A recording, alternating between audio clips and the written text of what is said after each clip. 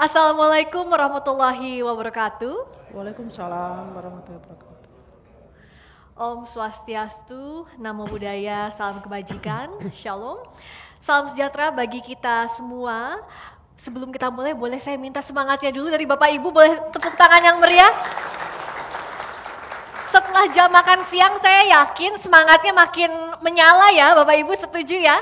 Baik yang hadir secara offline maupun secara online atau daring, selamat datang di acara talk show peran Ditjen Badil Miltun dalam menjaga integritas aparatur di lingkungan peradilan militer dan peradilan tata usaha negara. Tepuk tangan lagi, pokoknya harus semangat di diskusi siang hingga sore nanti. Terima kasih kami ucapkan untuk para hadirin yang hadir baik secara offline maupun online. Perkenalkan saya Friska Clarissa yang akan memandu jalannya acara pada siang hingga sore nanti. Dan nanti di akhir sesi Bapak Ibu akan ada sesi tanya jawab atau diskusi langsung dengan para narasumber yang sudah hadir siang hari ini. Untuk yang offline nanti kami akan berikan kesempatan untuk bertanya langsung, sementara untuk yang bergabung secara daring, mohon sejak sekarang boleh disiapkan pertanyaannya lewat kolom chat via Zoom dengan mencantumkan nama, instansi, pertanyaan yang ditujukan untuk narasumber mana. Nanti di akhir sesi atau di sesi tanya jawab kita akan langsung tanyakan kepada narasumber yang hadir. Pada hari siang yang berbahagia ini kami mengucapkan selamat datang kepada yang terhormat. Yang pertama Ibu Luli Tri Cahyaningrum, Direktur Jenderal Badan Peradilan Militer dan Peradilan Tata Usaha Negara. Kami ucapkan selamat datang Bapak Nawawi Pomolango, Wakil Ketua Komisi Pemberantasan Korupsi. Lalu sudah hadir pula selamat datang Bapak Muhammad Rizaldi, Ketua Masyarakat Pemantau Peradilan Indonesia atau MAPI, Fakultas Hukum Universitas Indonesia. Kami juga ucapkan selamat datang kepada yang kami hormati Kepala Dilmil Tama, Kepala Dilmilti Jakarta, Ketua PT Tun Jakarta, Puspom TNI, Auditorat Jenderal TNI, Pemprov DKI Jakarta, Sekretaris Ditjen Badil Miltun, Direktur Binganismin Dilmil, Direktur Binganismin Diltun, Sekretaris Dilmil Tama, Panitra Dilmil Tama, Sekretaris Dilmilti Jakarta, Panitra Dilmilti Jakarta, Sekretaris PT Tun Jakarta, Panitra PT Tun Jakarta, Kepala Dilmil Jakarta, Ketua Petun, Advokat, Akademisi Universitas Indonesia, Akademisi Universitas Jayabaya, LSM, Lembaga Kajian dan Advokasi Independensi Peradilan LAIP, dan para pejabat administrator eselon 3 di lingkungan Direktorat Jenderal Badil Miltun dan juga seluruh warga peradilan militer dan peradilan tata usaha negara di seluruh Indonesia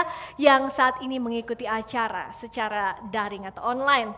Untuk membuka kegiatan hari ini kita langsung saja masuk ke sesi talk show atau diskusi dengan para narasumber. Saya perkenalkan, yang pertama kita sambut dengan hormat narasumber sekaligus tuan rumah di acara kali ini, Direktur Jenderal Badan Peradilan Militer dan Peradilan Tata Usaha Negara, Ibu Luli Tri Cahyaningrum. Tepuk tangan yang meriah, Ibu Luli. Selamat siang. Ya, Mbak. Izin saya sekaligus menyapa di sini.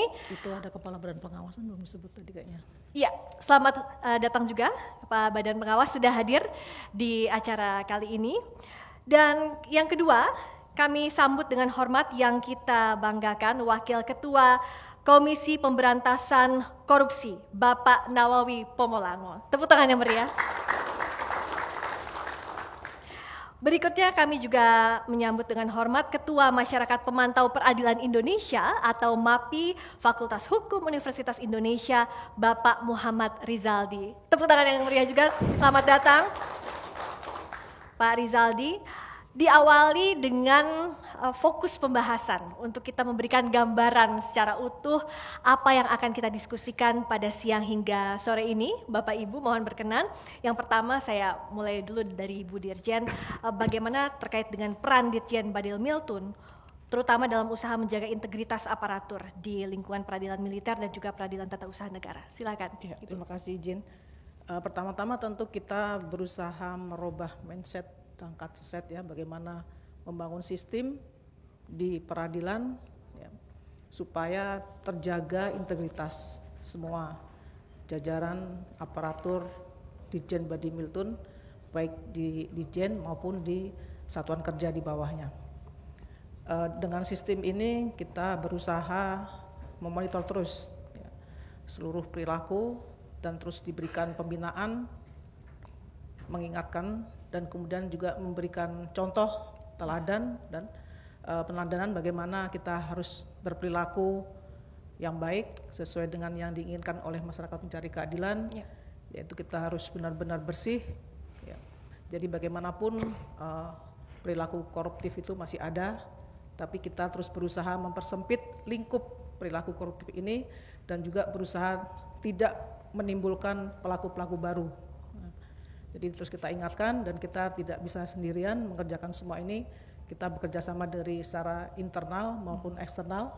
Secara internal kita terus bekerja sama dengan pimpinan tingkat banding sebagai Pengurus Mahkamah Agung, selalu koordinasi dan kemudian dengan badan pengawasan kita informal maupun non formal kita terus komunikasi untuk bisa segera menemukan apabila ada penyimpangan perilaku dari anggota kami. Yang dari eksternal tentu setiap tahun KPK juga selalu melakukan survei penilaian integritas. Nah, itu masukannya sangat bagus buat kami dan itu terus kami tindak lanjuti.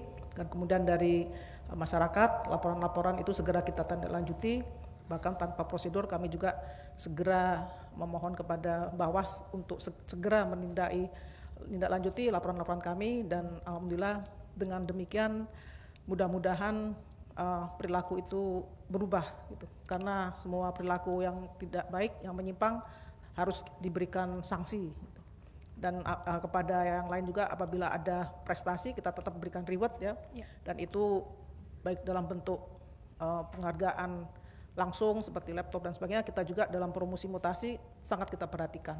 Ya, apabila mereka benar-benar bisa menjaga seluruh jajarannya dan terutama kepada pimpinan terus kita pacu dan kita ingatkan masalah Perma 8 tentang pengawasan melekat itu harus benar-benar kita terapkan, bahkan tidak segan-segan kami pun secara langsung menegur pimpinan baik itu tingkat pertama maupun tingkat banding yang kurang peduli atau kurang melakukan controlling terhadap setker di bawahnya. Dan terus terang dan setiap ada pertemuan kami paparkan data-data tentang disiplin kerja karena dari sana mula-mulanya lah kita harus tertib disiplin kerja. Mudah-mudahan dengan tetap kerja kita tidak lagi berpikir tentang macam-macam, fokus pada pekerjaan. Dari sana langsung bertingkat kepada kinerja dan seterusnya terus kita monitor. Ya. Dan bicara soal tadi bagaimana upaya pencegahannya, saya tanyakan juga ke Wakil Ketua KPK Pak Nawawi. Bagaimana sebenarnya peran KPK, Komisi Pemberantasan Korupsi, khususnya dalam upaya pencegahan perilaku koruptif, terutama di lembaga peradilan dan peningkatan integritas dari aparatur peradilan, Pak? Baik, terima kasih. Sebelumnya saya mohon maaf tetap menggunakan masker karena tadi sedikit ada bersin-bersin gitu. Silakan Pak. Terlebih dahulu kami menyampaikan permohonan maaf pada Ibu Dirjen sebagai penyelenggara acara ini bahwa seyogianya dalam pembagian schedule tugas kami yang hadir pada hari ini di tempat ini seharusnya langsung Ketua Komisi Pemberantasan Korupsi, tetapi kemarin sore ada sedikit perubahan jadwal jadinya di rolling beliau ke tempat lain, saya yang diminta datang ke sini. Belum pada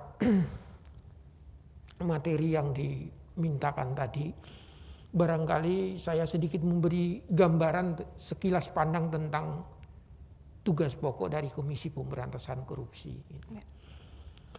Dalam pasal 3 Undang-Undang 19/2019, revisi dari Undang-Undang 30 tahun 2002, disebutkan bahwa Komisi Pemberantasan Korupsi adalah lembaga negara dalam rumpun kekuasaan eksekutif yang dalam menjalankan tugas dan wewenangnya bersifat independen dan bebas dari pengaruh kekuasaan manapun. Sebenarnya rumusan ini sama sih dengan rumusan di dalam Undang-Undang 30 2002. Hanya ada penambahan redaksi kalimat dalam rumpun kekuasaan eksekutif. Kalau dalam 30 2002 hanya disebutkan lembaga negara yang dalam menjalankan tugas bersifat independen bebas dari. Kemudian dalam revisi Undang-Undang 19 2019 didasari oleh produk keputusan Mahkamah Konstitusi, ada penambahan kalimat dalam rumpun kekuasaan eksekutif. Ya. Tetapi itu ada penekanan, bersifat independen dan bebas dari pengaruh kekuasaan manapun. Ada 6 tugas pokok dari Komisi Pemberantasan Korupsi diuraikan di dalam pasal 6 Undang-Undang 19 2019. Tugas pokok yang pertama dari Komisi Pemberantasan Korupsi itu adalah melakukan tindakan-tindakan untuk mencegah terjadinya tindak pidana korupsi. Tugas ini yang kita sebut dengan tugas pencegahan.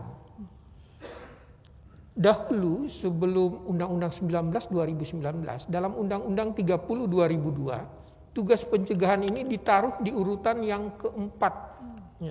Jadi bukan di urutan yang pertama seperti sekarang ini.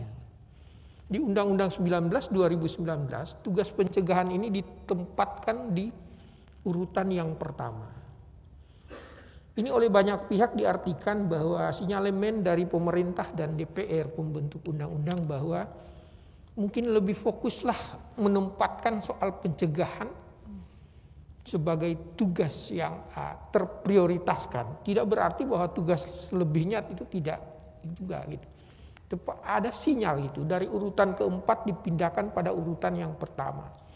Itu tugas pertama dari Komisi Pemberantasan Korupsi. Tugas pencegahan ini dimaksudkan membangun sistem yang kemudian bisa menutup segala ruang yang berpotensi terjadinya tindak pidana korupsi. Sistem seperti apa yang dibangun? Itu yang dilakukan di dalam metode pencegahan yang dilakukan KPK. Pemisalan ada satu bangunan sistem itu ada satu bangunan rumah yang begitu kokoh, kita menjaganya agar terhindar dari upaya kejahatan apapun di dalam situ. Kita membangun tembok dan lain sebagainya di satu bangunan rumah yang kokoh ini. Jika perlu di pagarnya itu ditempelin tulisan gitu. Awas ada anjing galak gitu. Seperti itu sistem yang ingin kita bangun. Tetapi kalau memang ada tulisan awas ada anjing galak gitu, betul-betul dalam rumah itu memang anjing galak gitu.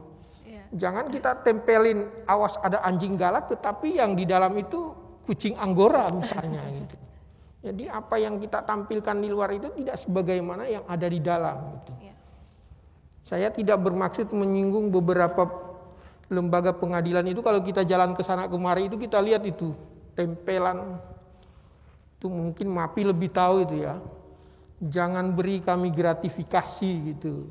Tapi kalau kelihatan, kalau nggak kelihatan iya gitu ya. Jangan sampai Pak. Jangan sodori kami amplop, iya amplop jangan isinya iya. Pak Kepala Badan Pengawas kebetulan ini teman saya gitu. Jadi kita maksudkan dengan pencegahan itu kita membangun segala macam sistem seperti yang diuraikan tadi oleh Ibu Dirjen pada kesempatan kali ini. Tugas kedua dari Komisi Pemberantasan Korupsi adalah tugas koordinasi dengan instansi yang melaksanakan pemberantasan korupsi dan instansi yang melaksanakan pelayanan publik. Itu tugas kedua dari Komisi Pemberantasan Korupsi. Jadi koordinasi bagi KPK bukan hanya sekedar giat-giat seremonial kita datang bicara di satu forum, tetapi itu merupakan tugas pokok KPK. Melakukan koordinasi dengan instansi yang melaksanakan pemberantasan korupsi. Ada kepolisian, kejaksaan, peradilan termasuk di dalamnya, karena peradilan ini ada pengadilan tindak pidana korupsi kita kenal ya dengan Undang-Undang 46 tahun 2009 gitu. Itu termasuk kita harus melakukan koordinasi. KPK itu ada giat-giat di daerah selalu mendatangi itu. Pengadilan-pengadilan tinggi di daerah, pengadilan tinggi tata usaha negara, pengadilan tinggi agama kita datangi untuk kita bicara berkoordinasi di situ. Di tingkat pusat kita datang ke Mahkamah Agung gitu. Bicara soal koordinasi. Dengan instansi yang melaksanakan pelayanan publik, dengan pemerintah daerah, Pemprov DKI kami dengar tadi ada disebutkan ada dalam forum ini. Tugas koordinasi dalam kaitannya dengan upaya pencegahan dan pemberantasan korupsi. Itu tugas KPK yang kedua. Kemudian ada tugas ketiga dari KPK, monitoring terhadap sistem penyelenggaraan negara. Apa monitoring ini? Itu melakukan kajian-kajian segala kebijakan, produk kebijakan yang dikeluarkan oleh pemerintah. Misalnya kebijakan di soal kartu prakerja, bansos, dan lain sebagainya kebijakannya. Dengan Mahkamah Agung kita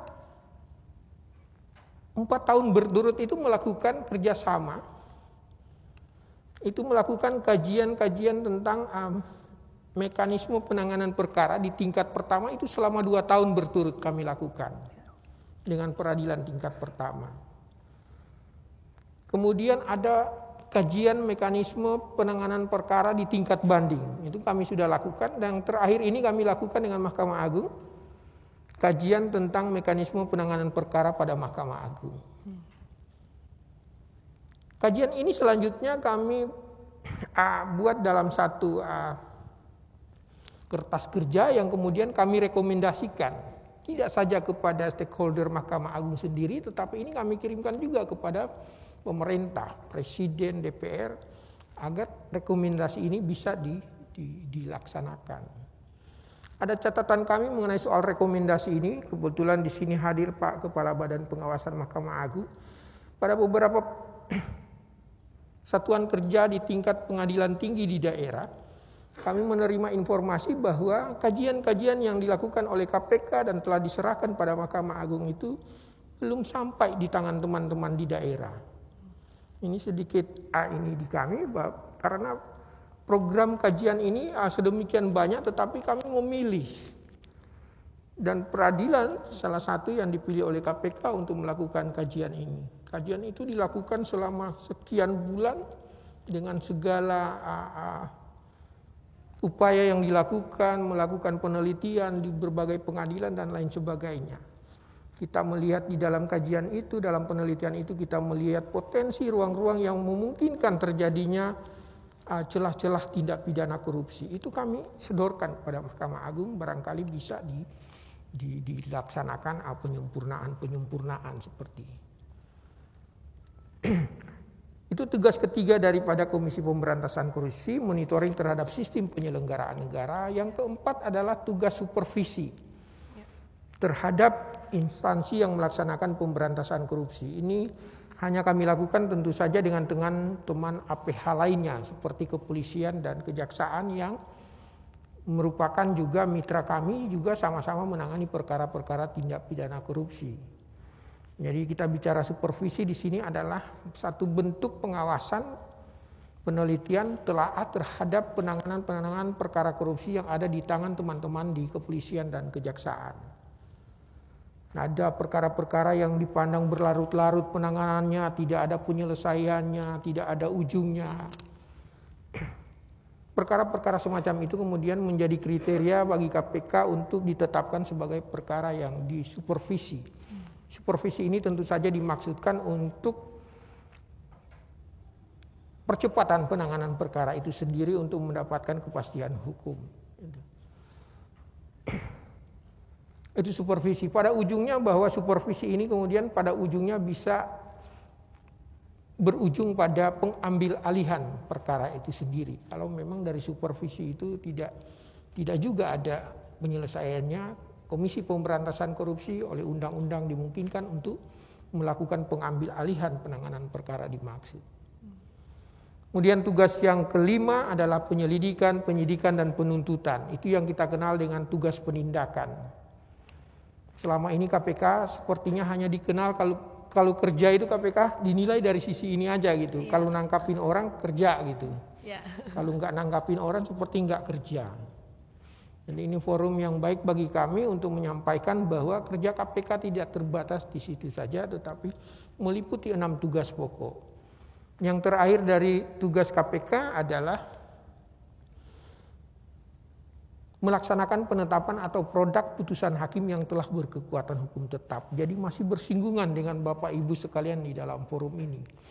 Tentu saja produk putusan yang dimaksudkan sini adalah produk-produk putusan yang berkenaan dengan putusan perkara tindak pidana korupsi. Jadi kalau bersinggungan dengan apa yang ditanyakan tadi. Upaya apa yang telah dilakukan oleh Komisi Pemberantasan Korupsi dalam kaitannya dengan upaya pencegahan?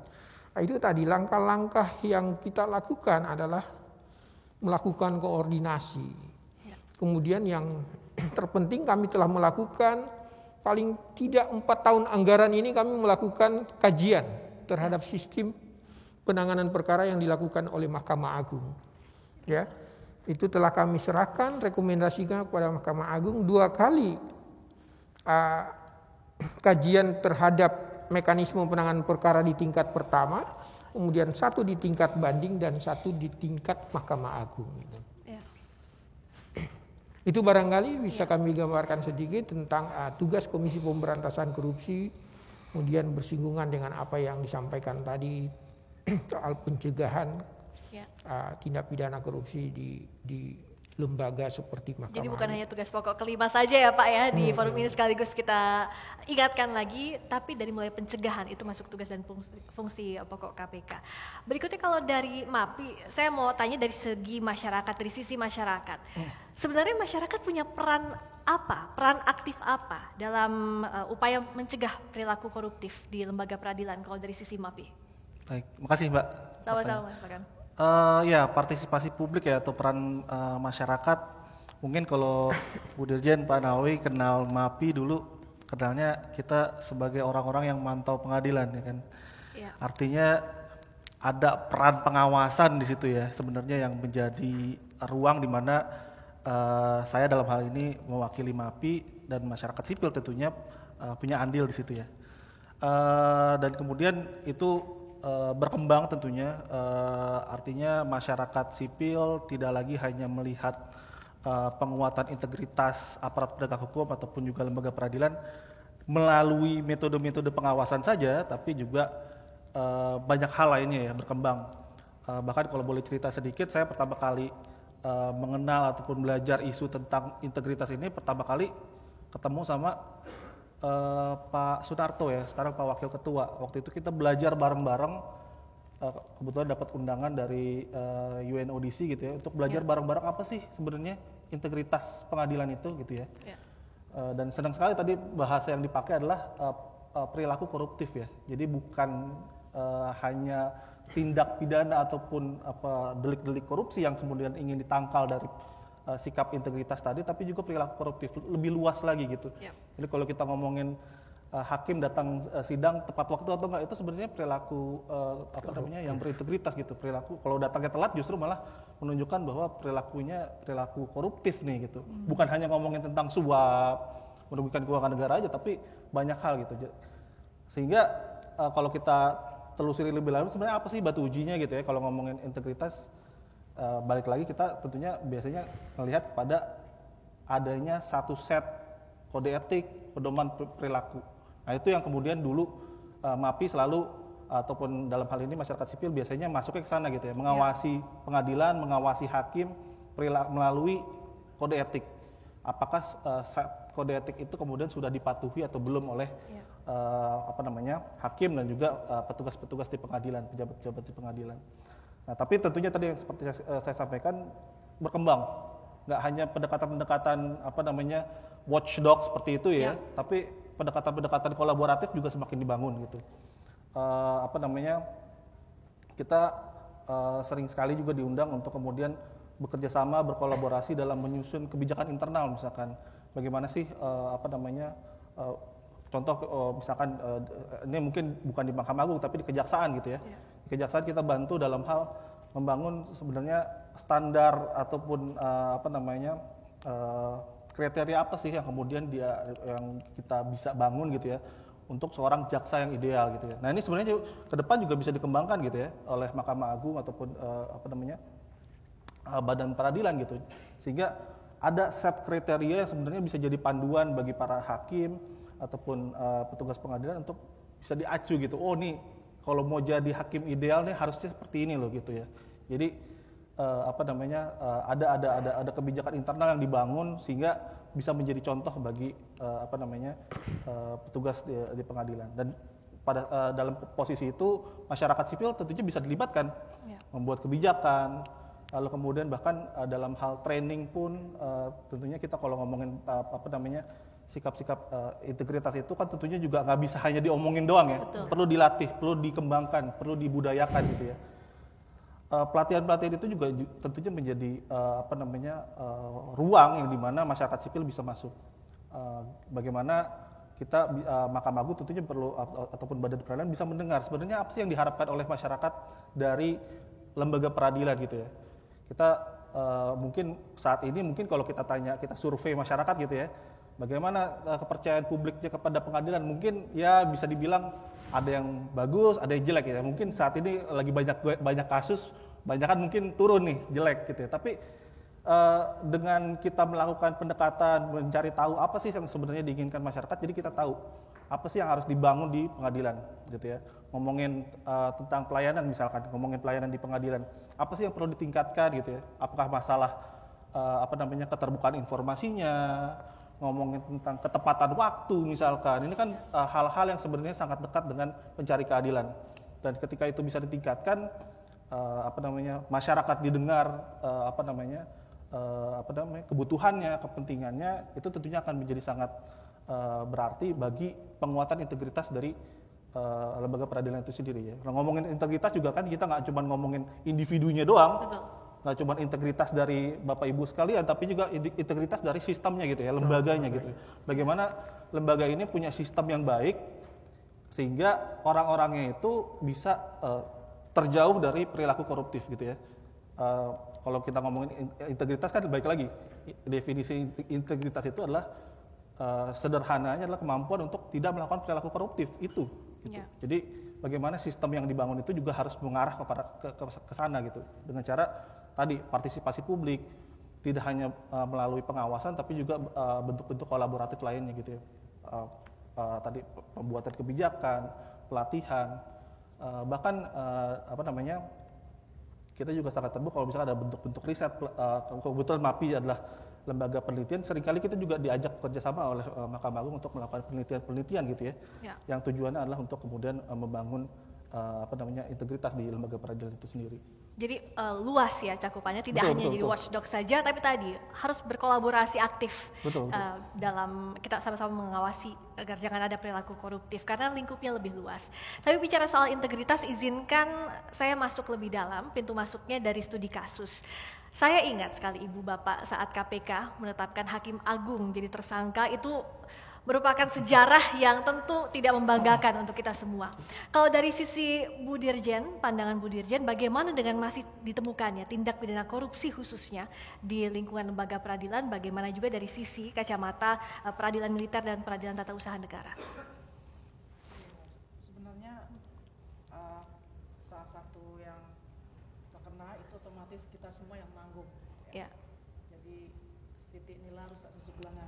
Kita Mahkamah Agung sudah berusaha keras membangun sistem, membangun segala macam cara untuk terus meningkatkan integritas daripada seluruh aparaturnya. Kalau ternyata kejadian itu memang masih ada, karena memang dari indeks hasil survei KPK pun kita angka sudah 82 ya, Mahkamah Agung sudah di atas rata-rata nasional. Toh memang masih ada perilaku itu, dan kita nggak bisa pungkiri. Nah, itulah yang tugas kita terus menekan. Ada lagi muncul-muncul seperti itu, dan itu tidak mudah, tapi juga masih bisa lah kita capai dengan segala cara.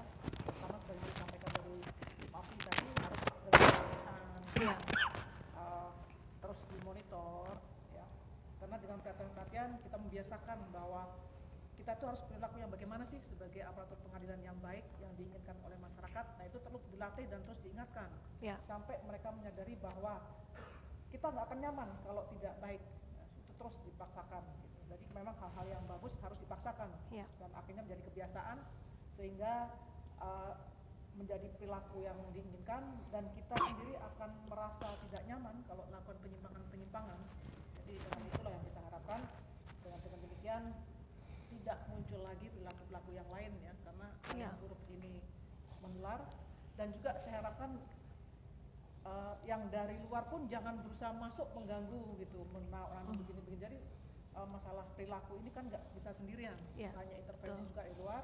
Jadi kita harapkan kita menguatkan pribadi kita, integritas kita, jangan terpengaruh oleh apa-apa yang dari luar, pengaruh buruk dari luar. Kita harus bisa membentengi diri kita, karena kita juga sudah diberikan pedoman-pedoman perilaku, baik untuk hakim, ada kode etik pedoman perilaku hakim, untuk tenaga teknis kepaniteraan juga ada kode etik panitera dan jurusita, dan juga ASN juga ada diatur dalam undang-undang ASN. Ya, jadi di aturan-aturan norma normatif itu semua sudah ada, gitu. Tinggal kita bagaimana memahami dan kemudian menghayati dalam perilaku kita dan menjaga, dan kita berusaha punya tekad jangan terpengaruh oleh perilaku buruk dari luar gitu. Jadi jangan ada yang jual kita beli gitu. Kalau yang jualannya banyak dan kita beli terus, ya makin banyak yang jualan. Jadi kalau ada penawaran-penawaran jangan dibeli gitu, yang harapan kita. Jadi supaya dengan ditutup seperti itu, yang jualan akan tutup dengan sendirinya gitu ya, istilahnya seperti itu. Ya, jadi menutup celah itu dari mana-mana, termasuk dari diri kita sendiri. Ya, jadi jangan orang luar masuk pun kita cut gitu, jangan dilayani gitu. Ya.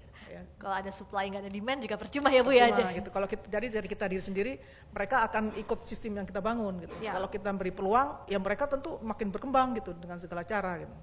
Ya, Mungkin orang promosi macam-macam kan dengan segala cara gitu untuk kita tertarik. Tapi bagaimanapun kita terus mengingatkan anggota kita tidak lagi seperti itu. Kita juga kalau ke daerah tidak perlu lagi layanan, itu semua ditekankan. Jadi kita ini merubah mindset culture set, kita adalah sekarang melayani bukan dilayani. Jadi kepada masyarakat juga kita tidak mereka yang melayani kita, tapi kitalah yang melayani sebaik-baiknya apa yang diinginkan oleh masyarakat, dan semuanya tentu harus kerjasama dan semua harus menyadari tugas pokok dan fungsi kita di lembaga peradilan ini. Ya. Nah, bicara soal tadi praktik mafia peradilan, kalau dari KPK bagaimana memetakannya? KPK melihat praktik mafia peradilan di Indonesia, apakah memang ada saling keterkaitan dengan penegak hukum lain, dan bagaimana modus operandinya yang biasa ditemui oleh KPK hingga saat ini? Jadi sedikit saya berharap bahwa tidak juga yang konteks case yang terakhir dijadikan sampel, karena yang terakhir ini baru dalam status tersangka ya. Okay. Kita bicara di luar yang konteks kasus itu.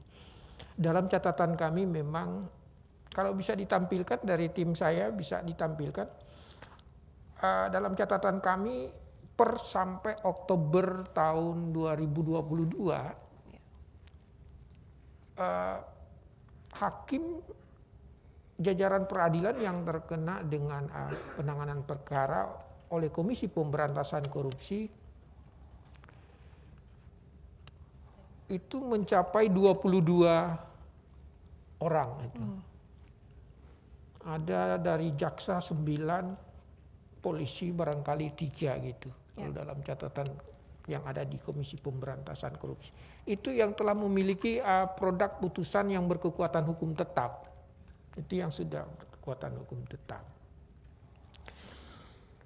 Kami percaya bahwa kebetulan saya dari sono gitu, dari lembaga Mahkamah Agung gitu.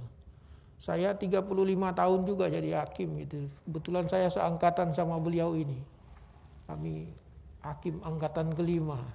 Sama Bu Dirjen ini gitu. Sudah sangat banyak yang dilakukan Mahkamah Agung untuk melakukan upaya-upaya kemungkinan terjadinya praktek-praktek yang oleh masyarakat kemudian disebut dengan mafia peradilan gitu. Kita mendengar tentang Perma 7 2016, Perma 8, ada terakhir dengan ketika seorang ketua pengadilan tinggi di Sulawesi Utara ketangkap gitu. Kemudian Mahkamah Agung, Ketua Mahkamah Agung mengeluarkan maklumat nomor 1 pada waktu itu. Saya masih ingat kebetulan Ketua Pengadilan Negeri Manado yang memutus perkara itu adalah Kepala Badan Pengawas ini kalau nggak keliru. Itu yang kemudian melatar belakangi lahirnya maklumat nomor 1. Artinya kalau ada personil hakim yang terkena itu, ketuanya itu harus diberi pertanggungjawaban gitu. Itulah kemudian awal mula terbitnya Perma 8 yang disebutkan oleh Ibu Dirjen tadi. Segala bentuk upaya dilakukan oleh Mahkamah Agung dibangun sedemikian rupa. Kita tidak pernah mendengar dulu di pengadilan itu ada zona integritas, ada PTSP, tetapi coba dengan kondisi sekarang kita bisa melihat ada teman-teman MAPI bisa melihat secara langsung perubahan signifikan yang dilakukan oleh Mahkamah Agung. Ya. Metode mengenai SIPP itu harus kita akui. Komisi Pemberantasan Korupsi sebenarnya yang diembani tugas mengenai sistem aplikasi, sistem pelaporan penanganan perkara itu jauh. Kita harus mengakui jauh tertinggal dengan sistem yang sudah ada di Mahkamah Agung.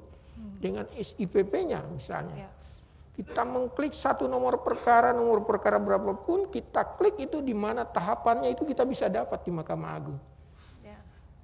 Itu belum tentu kita bisa dapatkan sistem aplikasi seperti itu baik di Komisi Pemberantasan Korupsi, Kepolisian atau Kejaksaan. Sedemikian rupa telah dibangun oleh Mahkamah Agung. Tetapi itu kita katakan tadi, kembali kepada soal integritas yang di dalam integritas seperti yang disampaikan beliau. Sederhananya kan integritas apa yang kita pikirin, apa yang kita omongin selaras dengan apa yang kita lakukan, gitu kan? Ya. Standarnya adalah norma etika hukum gitu. Itu integritas gitu. Mau dibangun seperti apapun sistemnya, kalau kemudian pembangunan integritas penguatan ini tidak bisa dilakukan, ya nggak akan ada banyak yang kita harapkan seperti itu. Sistem di dalamnya membuka ruang. Itulah kemudian tadi kami sampaikan bahwa KPK melihat itu dan berusaha masuk di situ dengan berkontribusi melakukan kajian-kajian. Ya. Lagi kami sampaikan pada forum ini, kebetulan ada Kepala Badan Pengawas. Menetapkan satu kajian dalam 1 tahun anggaran itu sedemikian sulit. Tetapi kami terus membela-belain bahwa sistem peradilan itu kita harus lakukan kajian terus-menerus untuk mencoba menutupi ruang celah-celah anti korup di dalamnya, sikap koruptif para hakim di dalamnya gitu. Kita bisa melihat di mana-mana seluruh pengadilan, seluruh satker yang ribuan ini, ratusan ini satkernya. Kita bisa melihat ketika kita masuk sudah ada PTSP-nya. Ya. Tapi itulah kita melakukan produk satu pintu tapi jendela semua pada terbuka gitu. Itu sekali lagi apa yang kita memang tampilkan ya seperti itu adanya, seharusnya seperti itu. Tidak membenarkan teori-teori tempo dulu, tetapi harus kita akui bahwa sepanjang lebar apapun materi pembinaan masih lebih baik adalah contoh teladan yang ditampilkan oleh pimpinan pada anak buahnya. Ini barangkali yang bisa kami sikapi. Ya. Termasuk tadi ya kajian sistem peradilan harus dilakukan, tapi bagaimanapun juga sebaik-baiknya sistem contoh itu, contoh konkret yang harus jadi teladan itu yang bisa menjamin integritas, karena balik lagi integritas itu kembali ke diri masing-masing. Ya, gitu tebalnya ya. Kertas kerja materi pembinaan itu masih lebih ini dengan contoh teladan yang kita tampilkan. Ya, itu integritas dalam pemahaman itu yang harus digalakan, integritas tadi yang jadi pokok bahasan kita siang hari ini yang kita terus suarakan agar dalam praktiknya dilakukan dengan baik. Kalau untuk MAPI, izinkan saya bacakan data. Kalau dari indeks persepsi korupsi yang dibuat Transparansi Internasional menempatkan Indonesia 2006 lalu peringkat 130 dari 163. Lalu 2010 kalau kita lihat indeks kita naik dari peringkat 100 dari 182 negara, namun pada 2021 indeks persepsi korupsi Indonesia ternyata masih rendah di urutan 96 dan itu ada di bawah Timor Leste. Nah, kalau bisakah dari indeks persepsi korupsi ini kita menyimpulkan bahwa memang masih mengkhawatirkan terjadinya korupsi di Indonesia kalau dari sisi MAPI, dan apa sebenarnya yang masih menjamurnya, yang menyebabkan masih menjamurnya tadi korupsi di Indonesia, dan bagaimana pula kalau MAPI melihat khususnya di lembaga peradilan? Baik, makasih Mbak. Indeks persepsi korupsi ya balik lagi tadi itu berarti adalah persepsi publik gitu ya terhadap apa namanya dalam hal ini pemberantasan korupsi, nggak hanya lembaga peradilan berarti ya sebenarnya itu secara umum. Tapi tentunya lembaga peradilan ada di dalam situ dan juga tentunya apa namanya perlu menggarisbawahi gitu ya apa namanya nilai-nilai ataupun skor-skor yang ada di dalam indeks persepsi korupsi itu. Saya sih melihatnya bahwa kejadian ataupun skor-skor yang ada di dalam indeks persepsi korupsi itu kan tentunya menggambarkan apa sih yang dilihat publik gitu ya. Betul. Di dalam kehidupan sehari-hari. Bahwa memang ada kasus korupsi, suap, penerimaan suap yang dilakukan oleh aparat penegak hukum, tentunya itu sangat berpengaruh terhadap penilaian publik. Jawabannya tentunya sederhana, kembalikan lagi kepada sistemnya, menurut saya. Jadi pemberantasan korupsi itu tentunya pasti akan kembali kepada diri sendiri. Tapi apa yang bisa dilakukan oleh lembaga peradilan adalah tentunya membuat sistem yang kemudian memperkecil peluang-peluang terjadinya perilaku koruptif tadi gitu. Ya. Mulai dari hal-hal yang sifatnya kecil sampai yang paling besar gitu ya, kaitannya dengan penanganan perkara. Nah, oleh karena itu kita nggak bisa menyalahkan publik gitu. Kalau misalkan publik merasa Indonesia saat ini skornya rendah, ya pada kenyataannya seperti itu. Tapi yang bisa dilakukan oleh lembaga peradilan adalah kembali membangun sistemnya. Apa sih yang bisa katakan tadi memang betul sekali. Saya setuju dengan Pak Nawawi, banyak hal yang sudah dilakukan oleh Mahkamah Agung gitu ya dalam hal membangun integritas, mencegah peluang korupsi. Tapi tentunya kita harus berpandangan apa lagi yang bisa dilakukan, apa yang bisa kita tingkatkan untuk kemudian membangun benar-benar lembaga peradilan yang bebas dari korupsi gitu ya. Ya. Ngomongin tentang penanganan perkara misalkan, apa sih yang kemudian celah-celah korupsinya di mana sih? Misalkan dalam hal penunjukan hakim misalkan, pembagian perkara gitu ya. Ini kan juga jadi peluang korupsi di situ. Betul. Bagaimana caranya kita cegah supaya jangan sampai pada saat pembagian perkara itu justru malah dimasukin oleh pihak-pihak tertentu sehingga akhirnya dikasihlah ke hakim-hakim tertentu yang kemudian punya afiliasi dan seterusnya. Bagaimana penanganan perkara itu juga misalkan kalau kita ngomongin tentang ketepatan waktu ya. Saya lagi ketepatan waktu itu menurut saya juga jadi salah satu tolak ukur apakah suatu peradilan itu menjalankan tugasnya atau tidak. Ya. Nah, ini penting untuk dipastikan gitu. Tidak ada penundaan yang sebenarnya dilakukan secara tidak perlu gitu. Jangan sampai justru malah kita sidang gitu ya.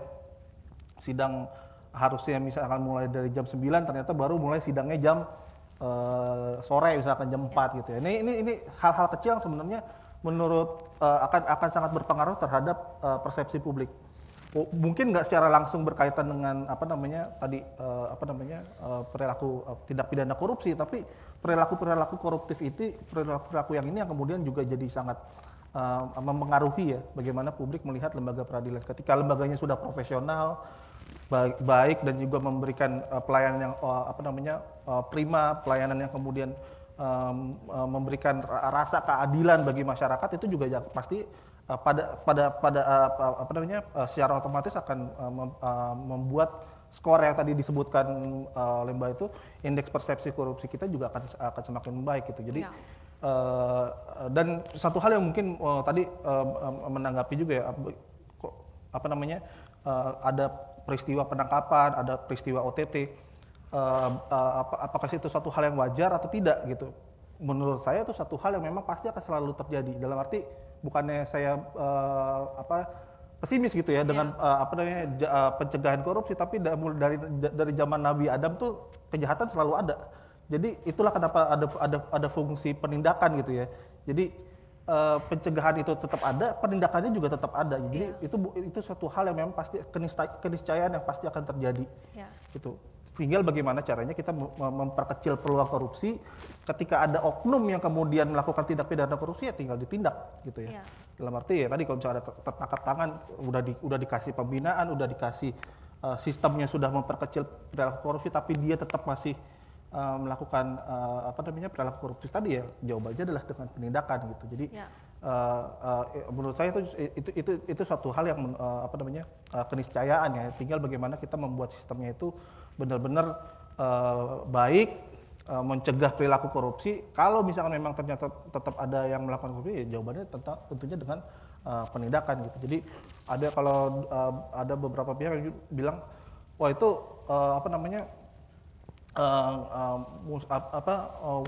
bahaya banget nih hakim sampai di OTT terus menerus gitu ya. Betul, tapi bukan berarti itu jadi satu hal yang buruk, tapi itu oknum gitu. Jadi itu oknum yang kemudian kalau misalkan lembaga peradilan bisa comes up dengan sistem yang baik, tentunya masyarakat pun akan percaya gitu ya, akan melihat bahwa oh sistemnya udah bagus kok gitu. Tapi memang ini mungkin ada orang yang yang memang sengaja memanfaatkan kondisi saja gitu, seperti itu. Baik, yang penting memperkecil celah tadi. Nah, kalau dari Ditjen Badil Miltun, bagaimana untuk memperkecil celah tadi, khususnya dikaitkan dengan peranan Ditjen Badil Miltun dalam menjaga integritas aparatur pengadilan, khususnya di lingkungan peradilan militer dan peradilan tata usaha negara?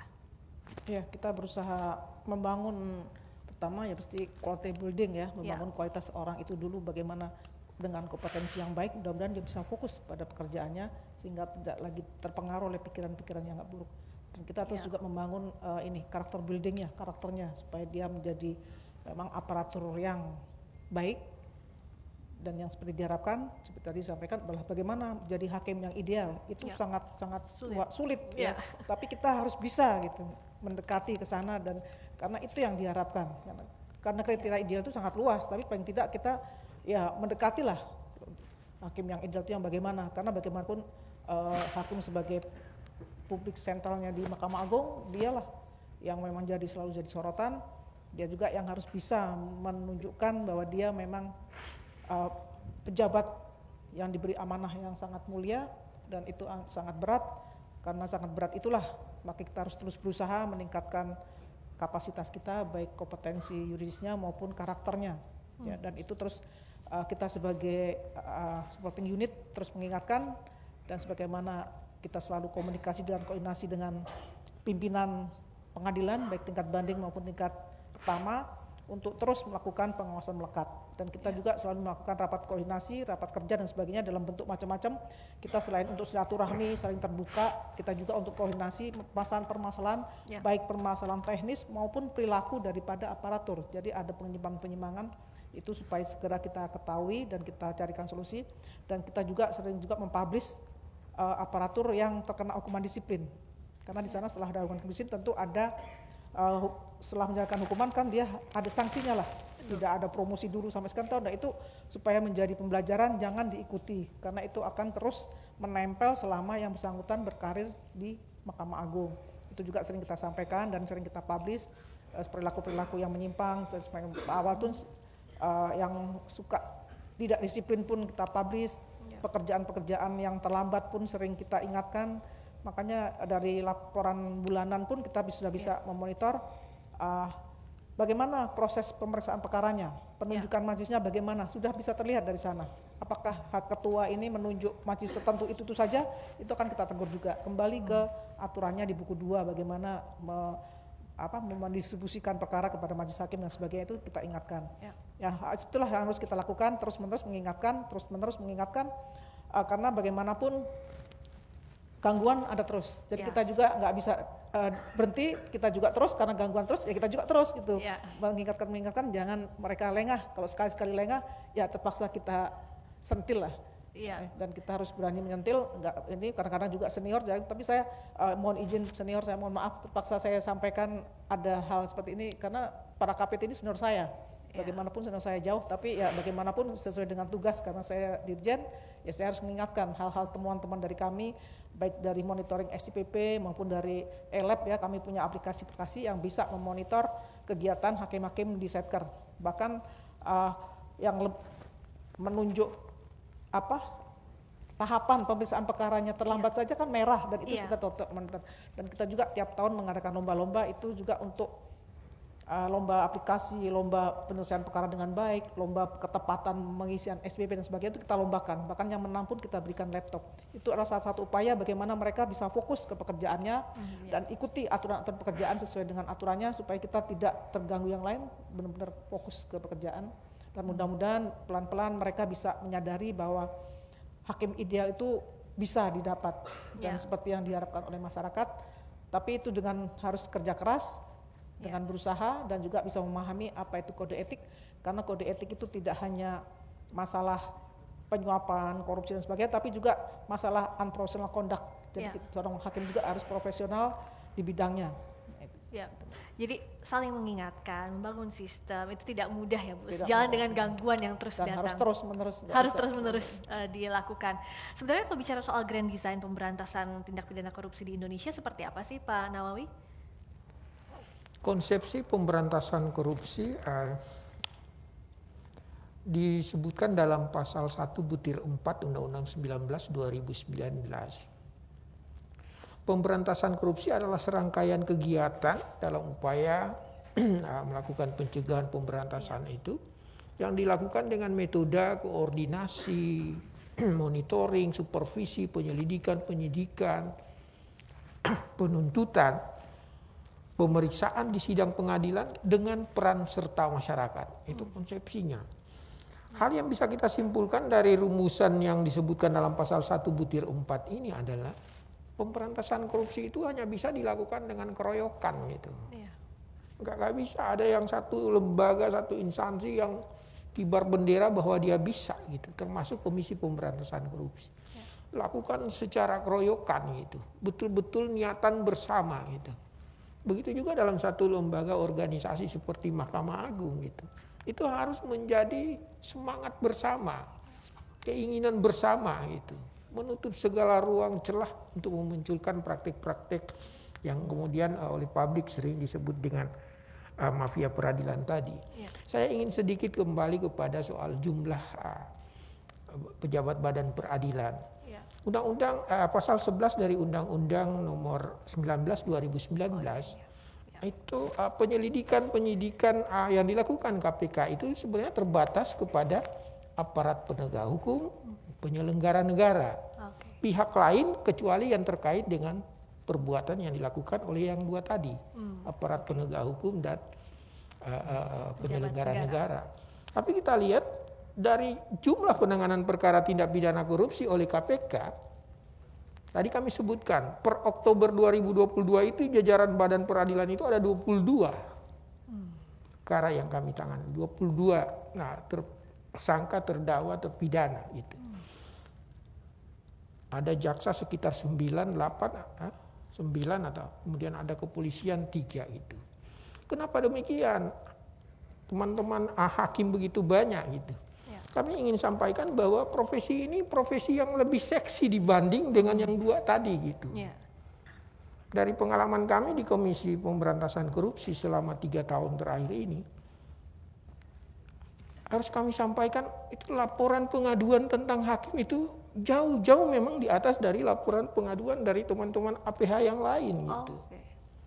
Nggak ada hakim yang mutus kayak main catur remis gitu, sama-sama menang, nggak ada. Gitu. Biasanya ada yang kalah potensi melapor, mengadu gitu. Ada yang meminta dipantau gitu. Kami tinggalkan meja kerja kami sekarang barangkali ada 5-6 persidangan pengadilan di berbagai pengadilan diminta dipantau. Ini datanya juga ya Pak ya? Ada di kami gitu, seperti itu.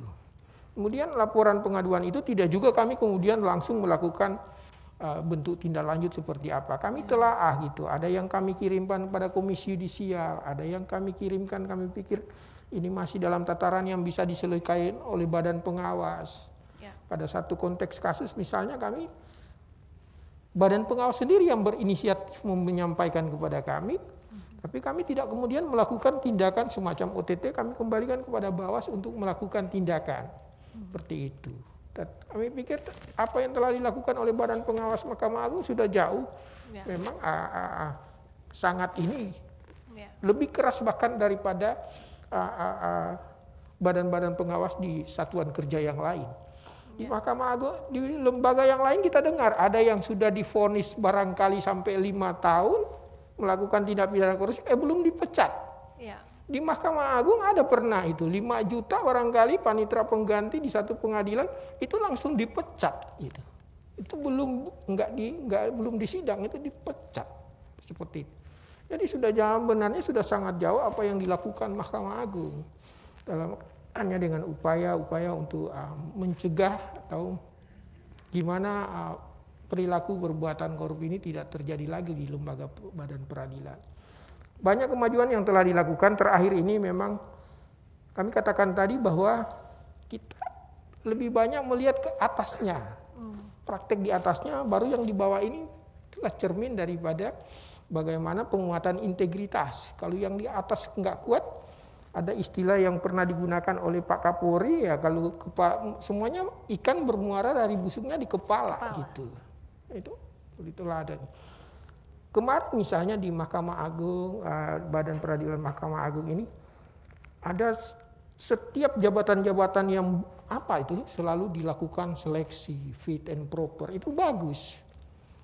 Nah, terakhir ini yang di Mahkamah Agung yang kami terima itu adalah, ini kami pikir satu kemajuan, dulu-dulu enggak gitu. Ada jabatan profesi kepanitraan di Mahkamah Agung barangkali, panitra itu mulai dilakukan fit and proper. Kemarin enggak, asal aja siapa yang bisa masuk situ, jadi itu. Tapi sekarang sudah mulai. Padahal dari dulu itu di tingkat bawah itu panitra mau dipindah kemana aja itu dilakukan seleksi fit seperti itu. Gitu. Ya. Jadi kita pikir dengan membangun segala sistem, ya, kalau upaya apa yang disampaikan oleh Bu Dirjen tadi, saya pikir itu upaya Mahkamah Agung dan itu harus dilakukan terus menerus. Ya. Jangan patah semangat dengan apa yang telah terjadi ini, seperti disampaikan oleh rekan dari MAPI tadi. Ya. Jadi jangan patah semangat. Sangat sulit untuk memberi jaminan bahwa itu tidak akan terjadi lagi gitu. Ya. Kita terus ingin mengingatkan teman-teman di lembaga peradilan bahwa profesi pejabat peradilan itu profesi yang dalam tanda kutip seksi untuk kemudian memunculkan laporan dan pengaduan. Saya sampaikan seperti itu. Karena posisinya seksi tadi, rentan tadi, maka integritas jadi salah satu kunci utama. Kalau dari MAPI melihatnya pengawasan sejauh ini sudah berjalan baik untuk mengatasi tadi, karena kan suatu keniscayaan kalau MAPI lihat kondisinya. Ya, pengawasan tentunya selalu berkembang ya. Saya tahu juga Badan Pengawasan Mahkamah Agung punya sistemnya sendiri, KPK juga selalu mengawasi aparat penegak hukum. Tidak lupa juga Komisi Yudisial ya, yang juga terus melakukan pemantauan terhadap penegakan kode etik khususnya untuk hakim. Ya. Hanya memang masih kalau melihat bagaimana sinergi antar lembaga pengawasan ini yang kemudian juga sebenarnya ke depan menurut saya yang bisa ditingkatkan ya. Kalau publik sih tentunya dalam hal mengawasi bebas-bebas saja gitu ya. Apapun juga diawasi oleh publik. Tapi kalau antar lembaga pengawasan ini katakanlah MA dengan KY misalkan yang sama-sama melakukan pengawasan terhadap perilaku hakim, ini yang seringkali kalau menurut pandangan kami seringkali terjadi overlapping gitu ya. Sehingga akhirnya dalam hal pengawasan ini jadi bingung nih. Siapa yang maju duluan nih, MA atau KY gitu misalkan ya. Nah ini yang kemudian menurut saya bisa jadi salah satu peluang ke depannya kalau misalkan disinergikan akan menjadi sangat lebih baik dalam hal membangun sistem pengawasan hakim yang memang bisa benar-benar meningkatkan integritas hakim. Ya. Sebagai contoh saja misalkan seringkali dalam hal pengawasan ini mungkin Badan Pengawasan juga bisa nanti mengkonfirmasi. Biasanya kan laporan pengawasan itu ketika misalkan ke Komisi Yudisial gitu ya, seringkali diputus misalkan terbukti misalkan, tapi ternyata di Mahkamah Agung ini masuknya adalah teknis yudisial misalkan. Ya. Sehingga akhirnya ini bukan dinilai bukan kesalahan perilaku, tapi masuknya teknis yudisial. Artinya kan ada perbedaan pandangan gitu ya antara Komisi Yudisial dan Mahkamah Agung. Nah, kedepannya ini kalau misalkan disamakan persepsinya, lalu kemudian ada sinergi dalam hal pengawasan, tentunya akan jadi sangat lebih baik ya. Sehingga tidak menimbulkan persepsi di publik juga tentunya gitu. Ketika kita lapor ke KY kok terbukti, tapi kalau ke Mahkamah Agung misalkan tidak terbukti misalkan gitu, masuknya kepada teknis yudisial. Nah, harapannya hal-hal seperti ini mungkin bisa dikembangkan. Nah, masyarakat sipil tentunya juga tentunya juga sangat terbuka gitu untuk dilibatkan dalam hal langkah-langkah pengawasan gitu ya, langkah-langkah pengawasan. Mungkin tidak seperti dulu gitu ya, pengawasan dalam arti memantau sidang satu persatu, tapi tentunya dalam hal pengawasan-pengawasan yang sifatnya lebih sistemik gitu ya. Apakah melalui putusan, kajian-kajian terhadap putusan gitu ya. Kita kan bisa melihat apakah suatu perkara itu hakim itu kemudian konsisten nggak dia dalam menjatuhkan putusan gitu ya. Ketika dia tidak konsisten, bisa jadi kan ini jadi salah satu indikasi ya dia kemudian ada apa nih gitu. Kok misalkan dalam perkara ini dia memutus terbukti bersalah, misalkan masuk dua perkara yang sama, dia satu terbukti bersalah, dua-duanya terbukti bersalah, yang satu dikasih hukuman ringan, yang satu hukumannya berat gitu. Konsistensi ini yang kemudian sebenarnya mungkin tidak secara langsung kemudian bisa ditarik langsung, wah ini hakimnya korupsi nih. Dia tidak konsisten dalam menjatuhkan putusan. Tapi hal-hal seperti itu yang kemudian bisa dibangun untuk kemudian mendorong konsistensi di dalam putusan dan juga mencegah peluang-peluang korupsi tadi. Gitu. Ketika hakim juga sudah bisa menunjukkan kepada publik, oh kita dalam menjatuhkan putusan itu konsisten loh, tolak ukurnya jelas, mengatakan terbukti, katakanlah pasal 3 korupsi, undang-undang tipikor ini sets of kriterianya, menjatuhkan hukuman berat, sedang dan ringan itu ada loh kriterianya. Nah itu yang kemudian akan menjadi sangat membantu ya dalam hal publik kemudian punya kepercayaan publik, mengembalikan kepercayaan publik, dan dalam hal ini masyarakat sipil akan sangat terbuka gitu kalau misalkan dilibatkan dalam untuk hal bersinergi tadi ya. Betul, penguatan di dalam penerapan hukumnya tadi ya. Program apa saja yang bisa dilakukan kalau dari Ditjen Badil Miltuns untuk meningkatkan integritas aparatur di pengadilan masa mendatang, termasuk juga tadi menanggapi apa yang disampaikan MAPI untuk bersinergi dalam membangun sistem yang lebih baik terus-menerus? Iya. Sebenarnya disampaikan tadi dari KPK kan kita sudah membangun PTSP, zona integritas dari Menpan, itu kan kita WBK UBM, kemudian kita juga melakukan monitoring. Nah itu kita akan terus sesuai dengan fungsinya apa sih kita bentuk PTSP, apa kemudian kita selalu membangun zona integritas di seluruh setker. Nah itu kita fokuskan ke sana dan terus kita tingkatkan. Jadi saya harapkan juga semuanya mengingatkan juga untuk zona integritas BPK BPM jangan hanya sekedar predikat, tapi itu memang benar-benar sudah menjadi apa yang harus kita lakukan dalam suatu lembaga peradilan gitu. Jadi wilayah bebas korupsi bukan hanya sekedar label, tapi memang kita benar-benar memang wilayah yang tidak ada lagi perilaku koruptif, baik dari memang penyelesaian perkara maupun terhadap kinerja kita dalam hal menyelesaikan perkara-perkara dari masyarakat ini. Dan kemudian untuk seterusnya ya kita terus berusaha membangun karakter daripada aparatur peradilan dengan pelatihan-pelatihan, dan kita pelatihan juga tidak dengan hanya harus di ruangan, kita juga sudah mencoba kita bawa keluar ya outbound dan sebagainya. Itu kan membangun karakter, bagaimana membentuk tim yang solid dan sebagainya. Itu dengan kerjasama itu mudah-mudahan membangun karakter kita menjadi pribadi yang tangguh, yang kuat, yang tahan dari godaan dan sebagainya. Dan itu kita akan coba lagi ke setker dan sebagainya secara bertahap. Kita tidak hanya belajar di kantor, tapi kita juga keluar, kita juga komunikasi dengan eksternal ya.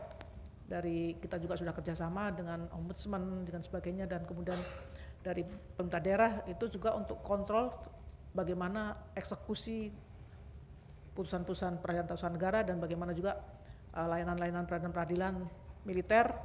Apakah itu terus komunikasi dengan Mabes TNI, apakah memang sudah benar-benar on the track atau ada penyimpangan-penyimpangan, itu dari Mabes juga selalu kontrol. Itu hal-hal yang mudah-mudahan membawa positif bagi kami.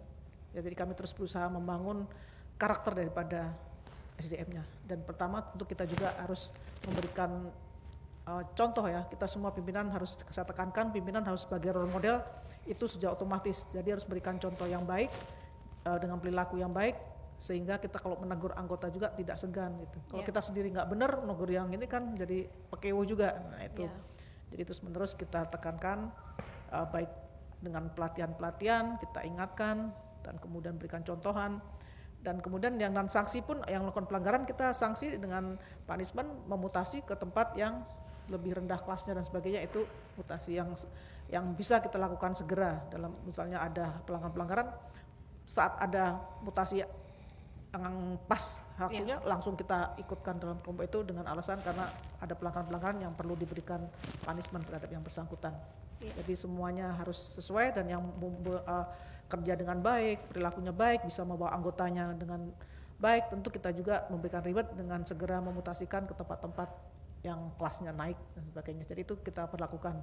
Ya, harus komprehensif tadi solusinya. Kalau dari Pak Nawawi, seperti yang dikatakan oleh Bu Dirjen, jadi karakter ini jadi fondasi utama, bisa kita katakan begitu ya, Bu Dirjen dan Pak Wakil Ketua KPK.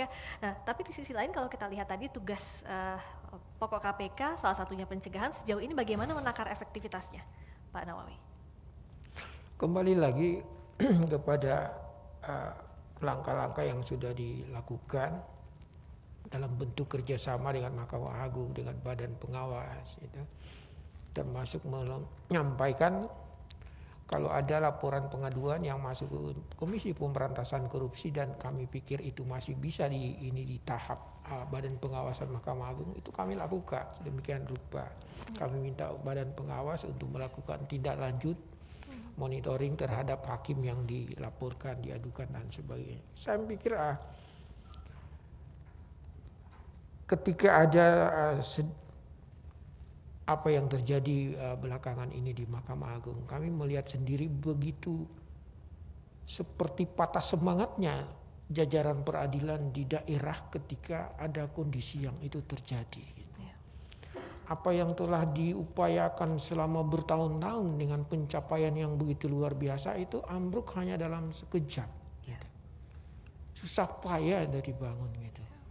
Ada seorang ketua pengadilan tinggi ketika berbicara dengan kami itu sampai menitikan air mata gitu.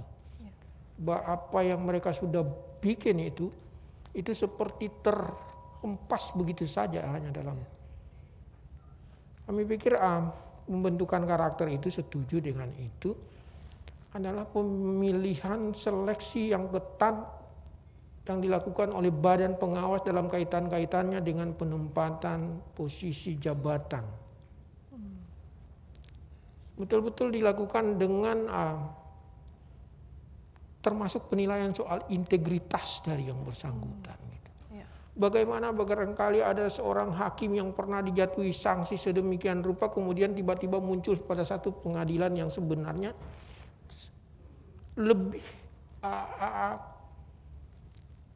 lebih mengundang yang bersangkutan untuk kembali lagi dengan problem yang pernah dilakukannya di tempat yang sebelumnya gitu. Konteks yang semacam itu kan bisa kita lihat itu dalam satu kasus yang kami tangani terakhir di satu pengadilan di daerah Jawa Timur. Sebenarnya rekam jejak sang hakim itu bisa terlacak dari database yang ada di Badan Pengawas. Gitu. Hal-hal yang semacam itu. Pada penempatan, pemberian jabatan dan lain sebagainya, rekrutmen betul-betul dilakukan dengan mengecek soal track record integritas yang bersangkutan itu. Kali lagi bahwa kita panutan itu menjadi hal yang sangat terpenting. Bahasa hulu, guru kencing berdiri ya muridnya akan itu. Orang masih tetap melihat yang di atas gitu. Memberi contoh yang baik barangkali adalah hal yang memang harus kita lakukan gitu. Kalau kita ingin bahwa segala upaya yang kita lakukan itu bisa terjaga dengan baik. Gitu. Itu barangkali bisa kami sampaikan. Jadi CV-nya itu berangkat dari rekam jejak yang harus dipantau tiap waktu, terutama untuk penempatan tadi ya, Bu Dirjen ya. Dan ada satu ingin kami tambahkan, kami sempat tertarik ketika kami juga masih sama-sama di lingkungan. Ada seorang hakim muda gitu, seorang hakim muda itu dengan konteks dia melemparkan satu sesama hakim saling mengawasi. Sesama hakim saling mengingatkan. Itu bagus sekali. Saya nggak tahu terakhir hakim itu barangkali menjadi satu personil di Badan Pengawas Mahkamah Agung. Saya nggak tahu. Itu sebenarnya bagus gitu. Ada lihat satu ruangan itu hakim sudah agak sedikit saling dicandain lah gitu kan. Karena menjaga integritas itu memang dari sekeliling faktor yang ada di sekeliling kita gitu. Ya. Upaya menjaga integritas diri itu selain memang harus tertanam di kita, juga harus didukung oleh segala faktor lingkungan di sekitar kita itu juga gitu. Hal-hal yang semacam itu barangkali, inovasi semacam itu barangkali. Jadi diawasi oleh lingkungan, peduli gitu ya untuk membangun integritas.